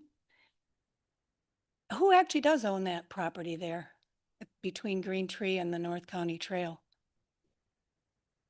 The Department of Transportation. Thank you. So, you know, one thing, to follow up on the lady who just spoke, I have visited that location at the end of Green Tree a number of times, including in the rain, and it really is a wetland. I mean, I don't know if the board has gone and looked at that actual property. I mean, it's really worth a visit in the rain. I have a little video I can send you of it in the rain. Uh, if you're going down Green Tree, first of all, there's a lot of runoff coming down Green Tree. There's like an 80-foot drop coming from the from roughly Tomahawk down to that area. And there's a lot of water running down that if you go there in the rain. It's very wet. You'll see a little bit of skunk grass growing in there. And, you know, a concern that I have is for somebody, I mean, it's one thing, so there's actually a culvert. There is a path there with a culvert. You can see a pond on one side of that pathway and just what looks like a wetland on the other that is often wet and has standing water in it. And to me, it seems like the timing of this is all wrong, that really the planning board and an EIS need to be, so an EIS needs to be done and the planning board needs to be the one that decides, is it even appropriate to build a driveway or a road across this area? And to me, the timing is wrong for the zoning board to be weighing in on it because you know, the developer or the attorney go to the planning board and say, well, the zoning board approved it, so it's okay. But it's not okay. It's not an area that looks to me like it's easy to make a driveway on. And, you know, where they're going to put the gates, I mean, and it's covered with, you know, there are trees and shrubs and stuff growing that. Yes, there is a footpath through there, but I think that the zoning board needs to wait on this and say, let this go through the EIS process, let the planning board look at it and answer the question, can we actually even safely build a driveway that can have these gates on it and that can have, that you can feel confident that that driveway will be safe in that kind of, it's a wetland. I mean, it's basically a wetland. It's been ponded on one side, but the other side has not been. And that I would urge you for both the safety reasons that you've talked about, in terms of people walking on the trail, riding bikes, taking kids in strollers. Also it's a park. I mean, this is a park. It's not, you know, it's a park. People go there for recreation every day. And also whether you can actually build a driveway there safely. I have a lot of questions about that. So I would urge the board to punt on this and say, you know what, it's the wrong time for us to consider this decision. If the planning board tells us, yeah, we can safely build a road there, then that's the right time for you to consider it. But I think now is the wrong time. And I think there are other issues too. Like if you're on the trail there, that's an area that gets a little bit wet. There's, and the property for the development is a little bit uphill. What about the water running down, you know, the hill that way onto the trail and more ice on the trail in the winter? Those things all need to be considered I think in terms of whether this road can safely cross the trail, both the green tree side of the trail as well as the development side of the trail. How will it impact the trail and the safety of the people on the trail? And all these factors need to be taken into consideration. So thank you very much for your time. I appreciate you letting me speak. Okay, thank you. I got a quick question. My experience has always been the planning board does review all those issues, does give everyone a time to speak when there is a public hearing, but they refer to the zoning board relatively early on in most municipalities because they want to get the zoning issues out of the way. Is there times that this board has said, we'd like it to go back to planning and we'd like to have the last say? Have we ever done that? Not that I can think of, and quite honestly, the application is before us as the zoning board, and I think the planning board's position is if it doesn't get past zoning, it's not. Yeah, zoning yeah, board. I know, but Done. But that's, It's done. We got a negative declaration. To that lady's point, this is never going to proceed to an EIS, DEIS, SEIS. It's not going to get scoped because we were neg decked. So that's history. Yeah, I think that's a good point, public, that this has been before the planning. Yeah. That aspect. So you have a neg deck, so you don't have to go through all that process. You don't have to do the full-blown environmental assessment. there's still going to be a public hearing. Yeah, public hearings will continue, but the finding of, the neg deck's findings are already conclusive to a large degree on some of those points that were raised in conjecture, but we still have public hearings. Not reviewing wetlands and, No. and all valid concerns and the engineering, how the road works and all that. That's Yeah. not really in front Would of all be within site plan approval, be granted by That's not our planning. That's not what, wow. But that still needs to take place with the planning board. Yeah, so And it will. It will. And Mr. Caruso, I think if you would, you can just address for the public, the question on the easement. So the easement was negotiated, for, not by your client, I know, but it was, the easement was granted to a prior owner by the Department of Transportation. And as Mr. Lansky has said, it's filed, it's in the county clerk's office, a matter of public record. Yes, Mr. Burke, you're right. It's an easement in perpetuity. It's a public record. Anyone can go and view it. It's in the indexes. We've provided it to the board. I'm happy to provide it to anyone who wants a copy of it. My client was never a business partner of Michael Barilli's. He did purchase the property from Michael Barilli, and that's as far as that goes. So that's. And the easement runs with the land. Yeah, the easement runs with the land. It's his right of access. Mr. Lansky had pointed that out. That's something that is inalienable. It's not something that, can be taken away. and conditions in the easement, prior to the performance of any work in the easement area or to the utilization of the crossing right to an extent which would damage the existing bicycle path, the party of the second part, his distributees, successor and assigns, must apply to the New York State DOT for a work permit. Right, that's us. And ultimately, they have the ultimate discretion to issue that work permit or not. And as Mr. McBride had said, I think it's not a fait accompli. We still have to apply for that permit and receive it. They could withhold it. There's nothing that says that we're going to get a crossing permit from them. They have given feedback and they've been 2 years in the process with us, but we still have to apply for the permit and receive it. So he's correct in that respect. Okay, does anyone else here wish to speak in regard to the application? Yes, ma'am, if you could please come up and just give us your name and address. I'm sorry, you have to talk on the mic. Oh, Jennifer Jukic, 1 Miller Road in Mayapack. Thank you. So I have a question to all of you. Back in 1997, when these easements were given, how many people got those easements?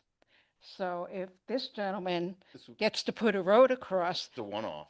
This was how do you know? How do you know there's not? because the just way it's one- written, it's a very particularized situation. They had something which was undefined. It came up, and this is not an easement written for a whole bunch of properties. This is written very specifically with meets and bounds descriptions. It's only for this property. I That's, understand. not that there Could there be another one that's written for that particular property on the other side of the trail? This the first one you, no, for this property, this is the one which is written. I can't speak to the entire North County Trailway. I guess I'm wondering, it's 2025, it's not 1997. And I do know Michael Borelli from 50 years ago. You insinuating something? Oh, I'm, no, I was like 25 He years was a old. client of mine as well. 30, you know? I probably haven't seen him in 25 years or 30 years. What I think you might have been referring to is this is actually a relatively young. Much of I'm just wondering why you hold on a property for 25 years and now you want to cross a public space. I don't think this gentleman's owned it for 25 years. I don't think he would have. I have no idea. No, yeah. Far less. I think I've lost track of the years, but we've been going through this for quite. You should address the board. I can imagine that you have. How that piece of property has grown to community use. And you, Okay, so we really need to continue and, that's fine. okay, I'm just, voicing my opposition to the whole thing. okay. I actually think it's ridiculous and it should be green space for the community, which is like what New York State is doing with their whole biking trail through the whole state. So I don't understand why Westchester and Putnam can't look at the community view. And that's real. I have, Thank you. All right, thank you. Does anyone else wish to speak in regard to this application? Sir, please come up and give us your name and address. Vic, I also have somebody back on a phone call. Okay, thank you, Denise. You're welcome. Anthony Tomasetti, 14 Green Tree Road. I've been to the planning board meetings, I've been to the town board meetings, and I've been at the zoning board meetings. There's a tremendous amount of letters you've gotten from the community. I'm sure you guys, if you've read the stuff that's been emailed to your attention, you've seen a lot. And there's been I only know of one letter that came to the town, looking at them as they come on the agenda, with the ones that are made available to us. Only one that was in favor of crossing the trail. All the rest were negative, that they didn't want this project to cross the trail. And it's before the town board and the zoning board, because the town of Somers is the lead agency over the DOT. You guys took that up when this application was first brought. Now, like I said, very few, a small handful of people would this benefit. Obviously, it would benefit them. And I realize they're concerned about Mr. Carney's project not moving fast enough or not being a legitimate offer.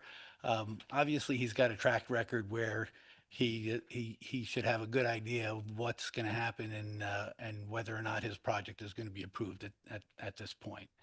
But my point is, even the commissioner of the Westchester County Planning Board said that she preferred that there'd be no vehicular crossings of the trail.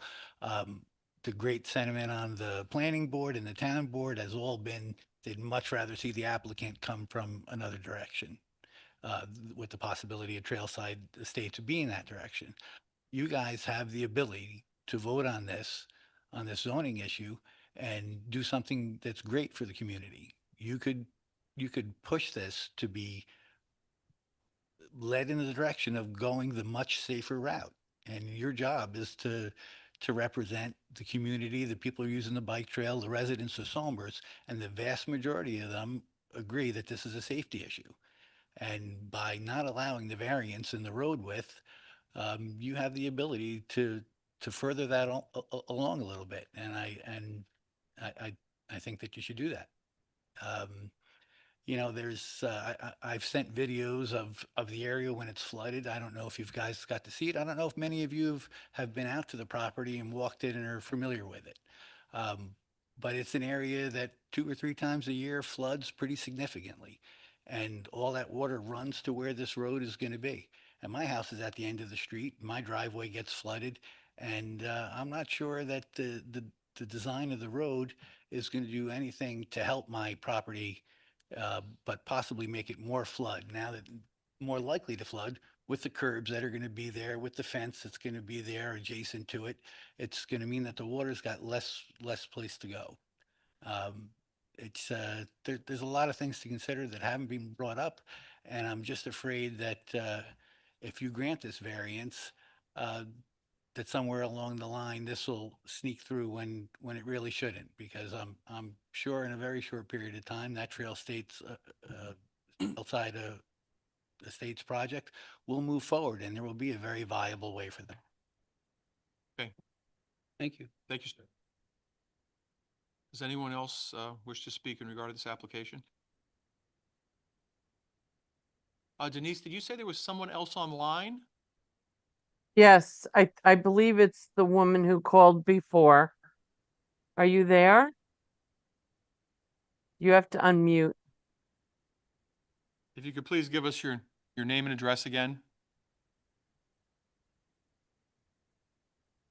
Yeah, the call is muted, but I've asked her to unmute.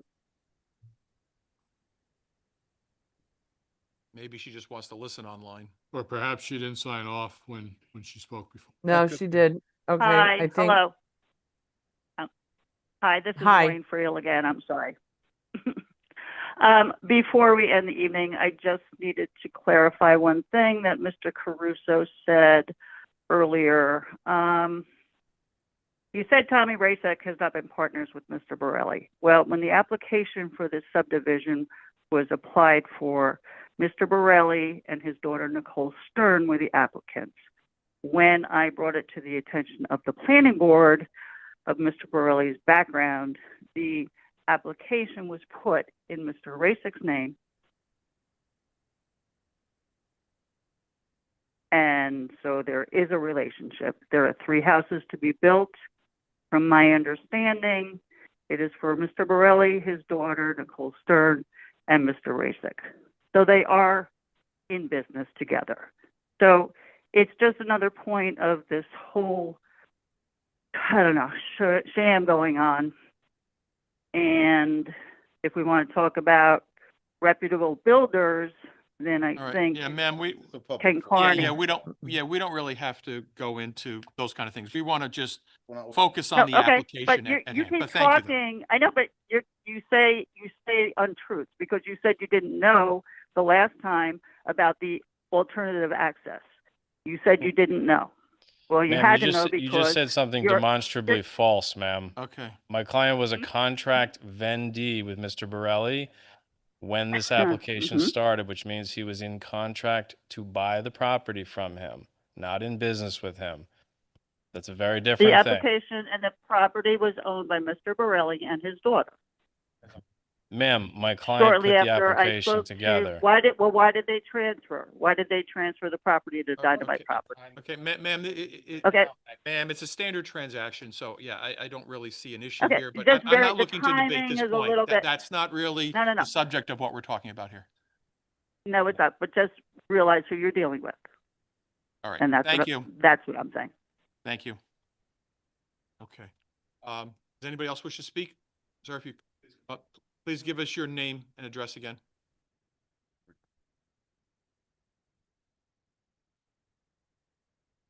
Yeah, Jimmy Gondak, 1 Miller Road, Mayapack. It's really simple. Just a point of clarification. We were talking about an environmental impact statement a little while ago. I'm to understand there has been none. I think the gentleman said that a negative declaration, which means that he doesn't have to do a full environmental impact statement. And that has been resolved. It does not impact the fact that there'll be a public hearing and everyone will have a chance to speak, but they won't have to do a full environmental impact statement, which would occur on a larger project. Got a year and a half of environmental back and forth planning. Well, again, just Yeah. trying to get educated here. Who makes a decision whether to have an environmental impact statement? That's a planning board determination.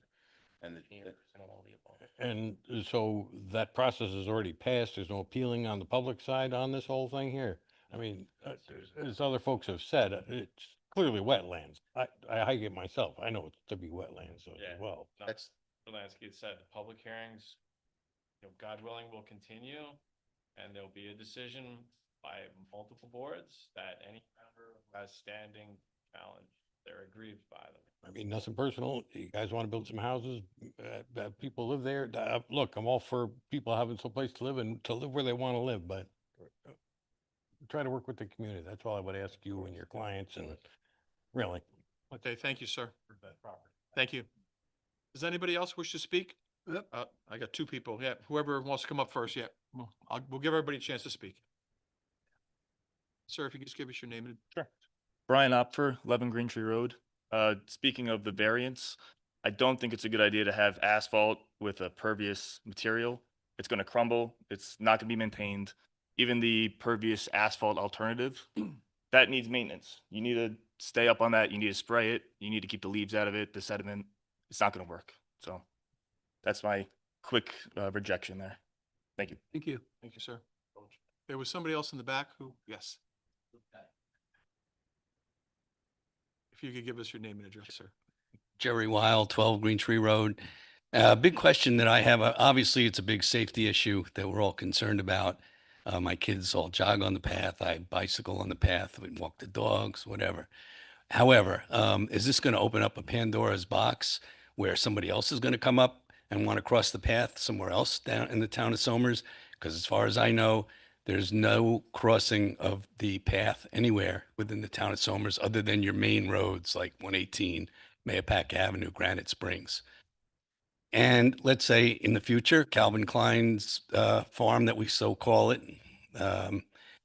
there is a gate, I guess, for his farm vehicles possibly to.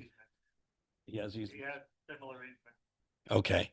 So, but let's say if there was a huge development to occur there, and again, the easement that was in the property, is it specified that it was for a cattle crossing, not for vehicles of today's usage? So that's a big question. Thank you. Okay, thank you, sir. Does anybody else wish to speak in regard to the application? Okay, I guess we'll close public comment for right now. Mr. Cruiser, do you have anything final to say before the? Unless the board wants to hear from me, I think you probably are sick and tired of hearing from me by now. You have something new to offer us. I mean, we've heard your argument. No, look, I just want, I'll address some of the comments quickly. I'm not going to get into your hardship analysis. I think you already have the materials. You have what you need to do, what you need to do. I have no empirical studies, no data about vehicle trips. I have no hard evidence of any of the conditions that are talked about in the ether tonight. This board needs to consider real impacts, things that have objective bases, not just, I don't like this, this is not safe, tell me why it's not safe, right? These are the things you need to have. The property is not landlocked. Someone made a comment about that. It's got a permanent easement. We talked about the partnering, that is a fallacy. Really, at this point, I would just charge the board with, your balancing analysis. I submit to you that a very small portion of this roadway, proposed roadway, requires a 25%, which is an insubstantial area variance for this material and for this very small portion of it. The vast majority of the concerns that are expressed here, which are valid concerns, based on subjective basis that they come from, will be developed and addressed the town board and planning board. And respectfully, it shouldn't be before this board. So I would charge the board, please look closely at the application. I think you understand it fully. I thank you for your time. Thank you. Any further comments or questions to Mr. Caruso before we finalize? I have one question Sure. for Attorney Caruso. With the DOT, was there other options besides blacktop item? Was there an permeable pavement or something else? Was all that explored at the time? You want to speak to that? You could please come up to the microphone. Once again, just give us your name and address so we're official here. Tom Rasick, 56 Pepinoe Drive, Mayapack. We didn't explore doing the entirety in a like an impermeable surface, so that it would have been the same material. We just did the 12 feet blacktop, then we went to the fire marshal. He didn't like the 12 feet, so we needed the extra 2 feet on each side to be able to, fire. for the fire trucks. Right. And when we represented it, we did it just with shoulders. Yeah, so has DOT studied every possible pervious surface? Perhaps not, but I think during the planning process, they'll have another opportunity to weigh in on that. And again, they're going to condition, if they issue a permit, it could be subject to that condition that we use a different material. I was just wondering if we would have needed, if it was pervious blacktop. We probably wouldn't need to be here. We Yeah, went too far. yeah. And then, okay. I do, are you done? No, go ahead, go ahead. I do have a question now, in the sense of the 12 feet of blacktop and 2 feet of gravel on each side. Now, I don't know the proper terms, so excuse me, anyone can fill in and give me the proper terms. You have those pavers that like L-shaped. Grasscrete. Have you? We have them going, leading up to the blacktop. Okay, what about on the sides? Because all, Some of these people are saying is wetlands, it's buffer, and inside the buffer, we are using, that's called a grasscrete product. We're using a grasscrete product going so then, outside of the buffer, and then it was changing the blacktop. okay, so theoretically, you're gonna be filling gravel in those blocks you're talking? So it's not just loose gravel, so this way, if a Yeah. bicycle Correct. does not catch a wheel into gravel. Right, but keep in mind, this is far from where the like the bicycles have their trail. And then there's the, the channels where all the water, where, like the gutters. Yeah, gutters it's on the side. set back quite a bit.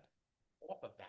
Nobody's driving their bicycles on this area. It's set back quite a bit. No, okay, I'm referring to just directly over the bike path. Directly over the bike path will not be disturbed. It's blacktop just like it is now. Okay, so all you're doing is going from, Before it and after it. okay, thank you. Yep. I was feeling like that wasn't fully understood, so thank you for asking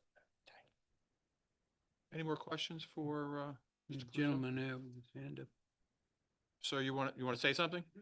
Okay, please come up and give us your name and address to the microphone. Ed Opfer, 11 Green Tree Road. I just wanted to ask a question. Won't the trucks that go over the path bring up that aggregate as they cross back and forth if they have to use the outer part of the roadway? So we're talking about bikes going on the blacktop, but as the trucks go back and forth, aren't they going to be bringing the aggregate up and back? Isn't it going to break down when we have all the rain? Who's going to constantly maintain it? I know that was brought up before, but the point just being made, Product for Not gonna work. heavy Item four, ran truck. gonna run right off. so I mean, it's just something to think about. If we're not talking about the bikes going on the path, we're talking about trucks going back and forth. on the path, right. Will it be bringing, Backing it up, yeah, I understand. so that was my point. Thank you. Is Grasscrete the plastic channels with the inset or the concrete? Concrete. It's a turf stone. Yeah. Yeah, so I have it at a bunch of places. I've had it for 20 years. It's like 2.5 inches thick. They're thicker.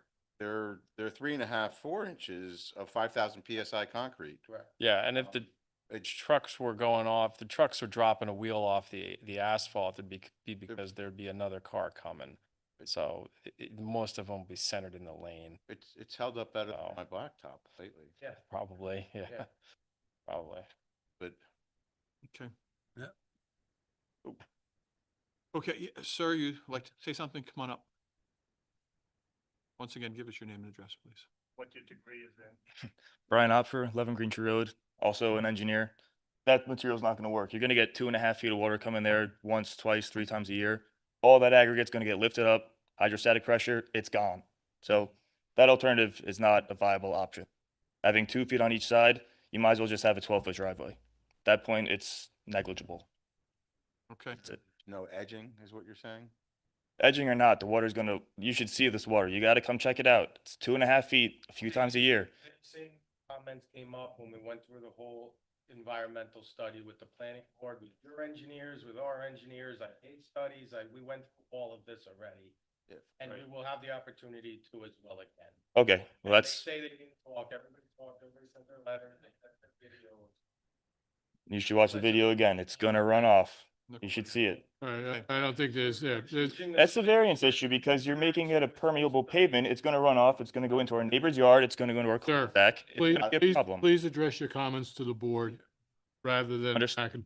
Okay. It'll be an issue. It's gonna run off into the cul-de-sac. It's gonna create a mess. Who's responsible for cleaning that up? It's gonna run into Anthony's yard. Who's gonna clean that up? You see his yard, it's been under 3 feet of water. It's gonna be a problem. Okay, all right, thank you. Thank you. Thank you. Thank you. Does anybody else wish to speak in regard to this application? Okay, so I think we're gonna close the public portion right now here.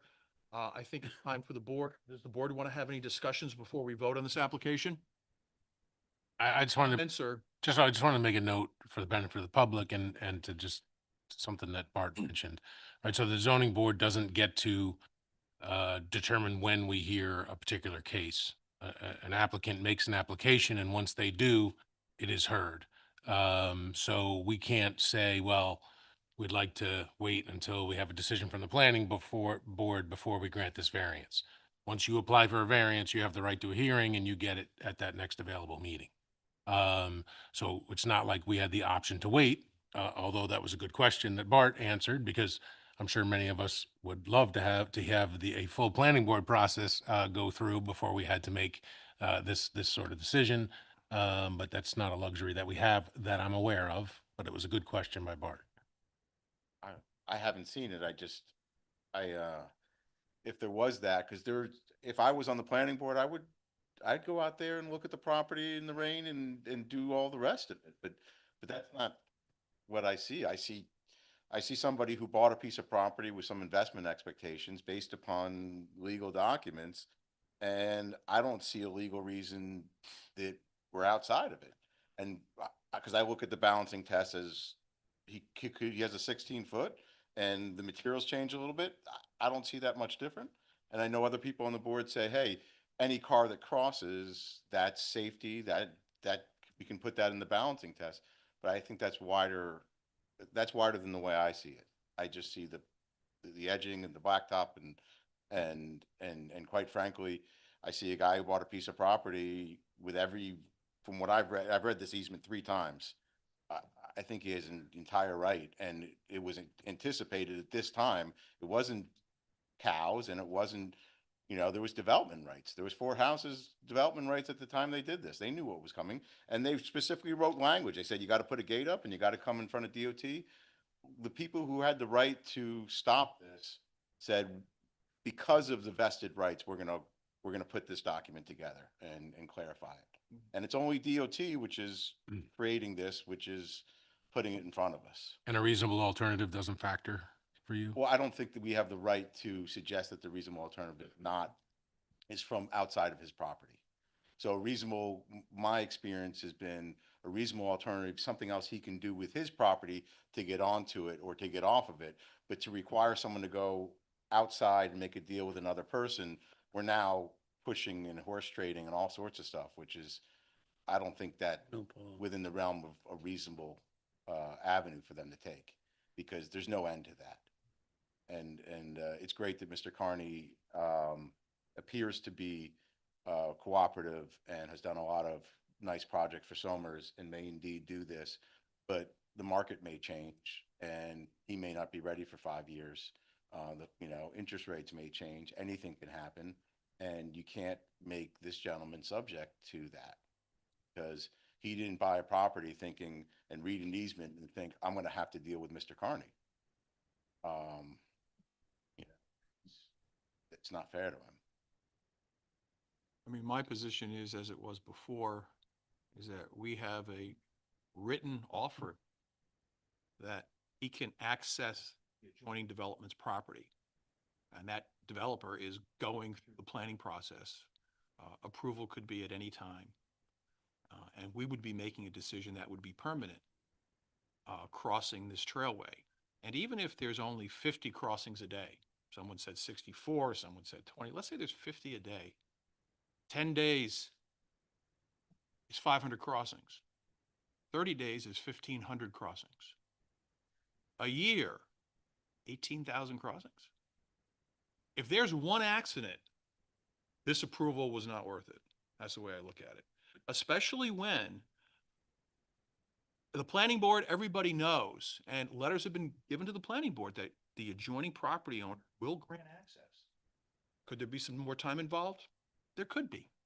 But I think also for the applicant here, I think there's going to be enormous savings in not having to build gates. And the problems with the gates, in my mind, are enormous. When the power's out and those gates are not operating, all right, let's say the power's out for 2 days, people will be using that trail. And the gate is just going to be open. There's going to be no control of anybody coming across the property at that time. I mean, I think it's a problem waiting to happen. To me, the safety issues outweigh anything else here. So, I mean, that's my position on it. As an attorney, like, I have to believe in the rule of law. That's what separates us from other countries and from other places, is that people can make investments with some degree of certainty.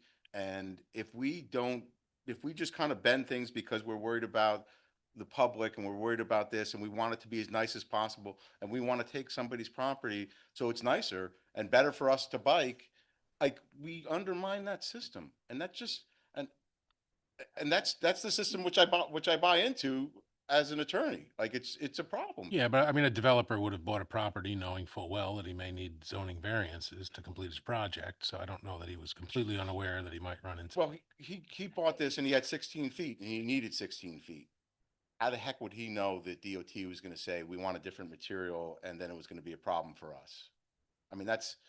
But there's conditions in that easement about going to the DOT and needing further. Yeah. And so there is That's something in fair. there that raises awareness that there could be red flags that would be a precursor to being able to build. And I think you do that, you take a risk, and every property is inherent with risks. So is every investment.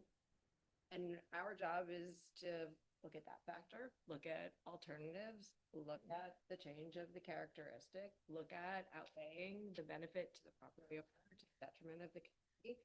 And all of those things, when you balance them, stack against granting, my opinion. Bart, I love what you said, and I entirely agree with you that we're bound, we want to follow have the rule of law. And I think that that's what this board is doing, but then we, members of the board, may have different view as to what should happen. And when we first started talking about this, and I've remained pretty much silent since then, is I think that based on the letter that I read from Mr. Martabano, I don't know Mr. Kearney, I don't know who he is, but it seemed to me that his client is willing to work with the applicant here. And it may come if they have a conversation, well, what's the bottom line? And it's all what the bottom line, and they can't have a meeting of the minds, fine, and come back to us. I'm not saying the applicant, is looking to move forward here tonight.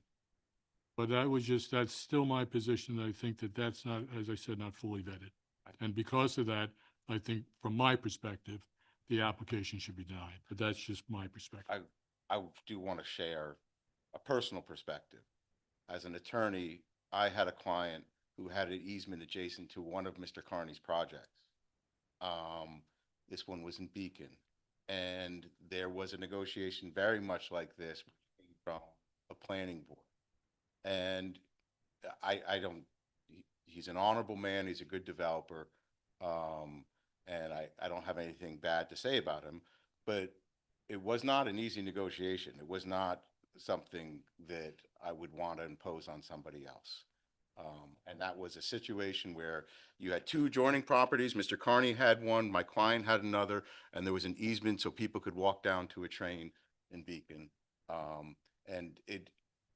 don't think it'll be an easy road for us. I don't think it'll be resolved quickly, and I think it will take away from my understanding of the rule of law to try to voice that on him.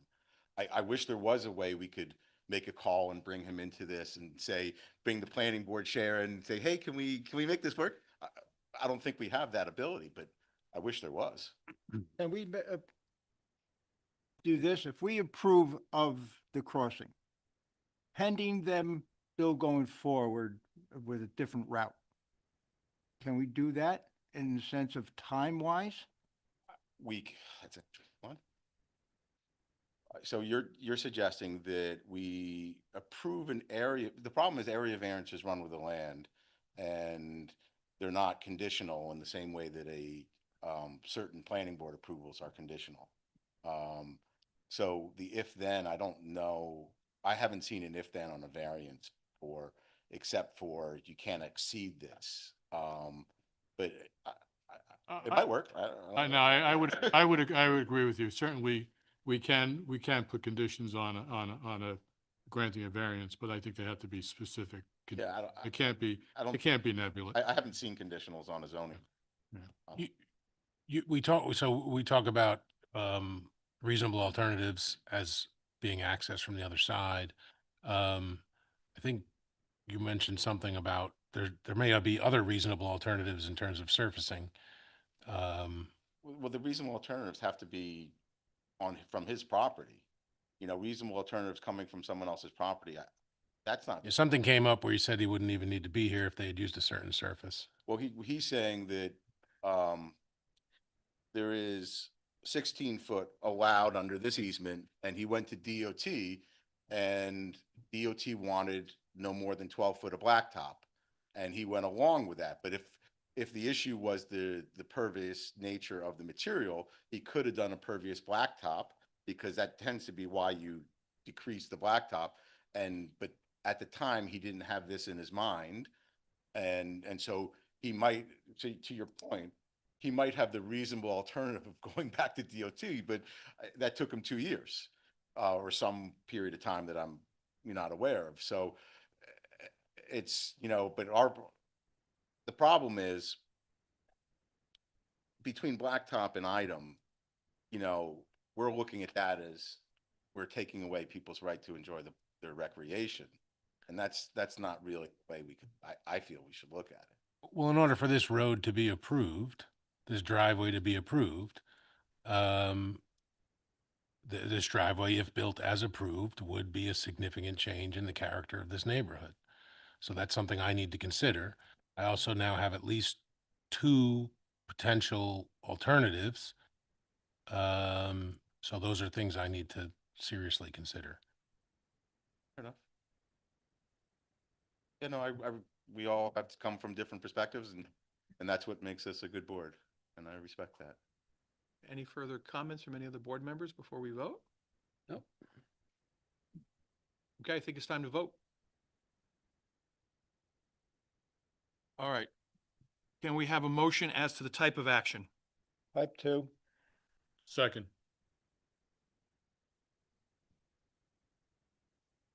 Mr. Burke, Aye. Ms. DiPolito, Aye. Mr. Gio, Aye. Mr. Hardin, Aye. Mr. Lansky, Aye. Mr. Newman, Aye. Chairman Canestra. Aye. Thank you. Just so everybody's aware, this is a 7-member board. There needs to be 4 votes, either approving the application or denying it, for a decision to be made tonight. Okay, can we have a motion as to whether we are going to grant or deny the application of Dynamite Properties, Inc.?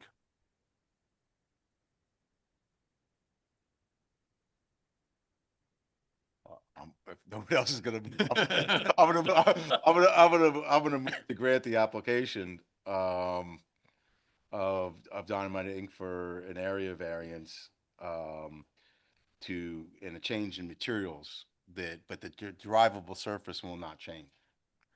All right, so you are making a motion to grant the application. Grant the application. Grant the variance. But with no decrease in drivable surface. So the drivable surface shall be 16 feet. Mhm. But the amount of blacktop, there'll be a 4-foot variance from the quantum of black. Okay.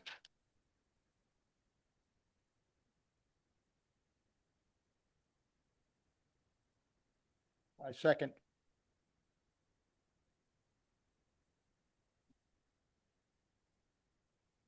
Bart, I just need to be clear on this, that you are granting the application with no decrease in drivable surface Therefore, they would need a 4-foot variance. They need a 4-foot variance for the blacktop, no variance for the drivable surface. No, they need a 4-foot variance for the size, not for the blacktop. Yeah, for the gravel, Oh, for the item yeah, 4, whatever, said right? Two sides. Said in a mirrored way, yeah. Yeah. You could say that either way. Okay, got it. Okay, Arnie, you seconded, thank you. Mr. Burke, Nay. Misty Polito, Nay. Mr. Gio. Before I vote, I'd like to make a comment. I will say I have very mixed feelings about this. A lot of stuff has come up, positive and negative. Safety items, issues, excuse me. I've been taking in consideration 118 up by Wallen Place, Mattapack Avenue, commercial property further south down by the post office. And I will say that with all that in consideration, safety issues, that was a big major item. I will grant the variance. So you're a yay. I'm a yay. Mr. Harden, Nay. Mr. Lansky, Yay. Mr. Newman, Nay. Chairman Canestra. Nay. Thank you. Okay, the vote is 5 negative, 2 positive for granting the application. The application has been denied. Okay, thank you, everyone. Thank you. Okay, last item on the agenda is the approval of the September 16th, 2025 minutes. If everyone could please take their conversation outside, we just have to wrap up our meeting. Yes. If everyone would, so I'm going to approve by voice consensus, all approval of the September 16th, 2025 minutes. Yay. If I may, I'm just going to abstain. I was not present. Okay, Tom, right. Tom Burke is going to abstain. Denise? Got it, got it. Thank you, Tom. Anybody opposed or any changes? Nope. Nope. All in favor. No abstain, only abstention. Abstention, yeah. Okay, right. All right, so we're good to go. And then the last thing I'll make mention is that our next meeting is scheduled for November 18th, 2025, here in the, at the same location. Any other Yep, issues? and I Sorry, just Denise? want to, we do have an application for the next meeting. Just one?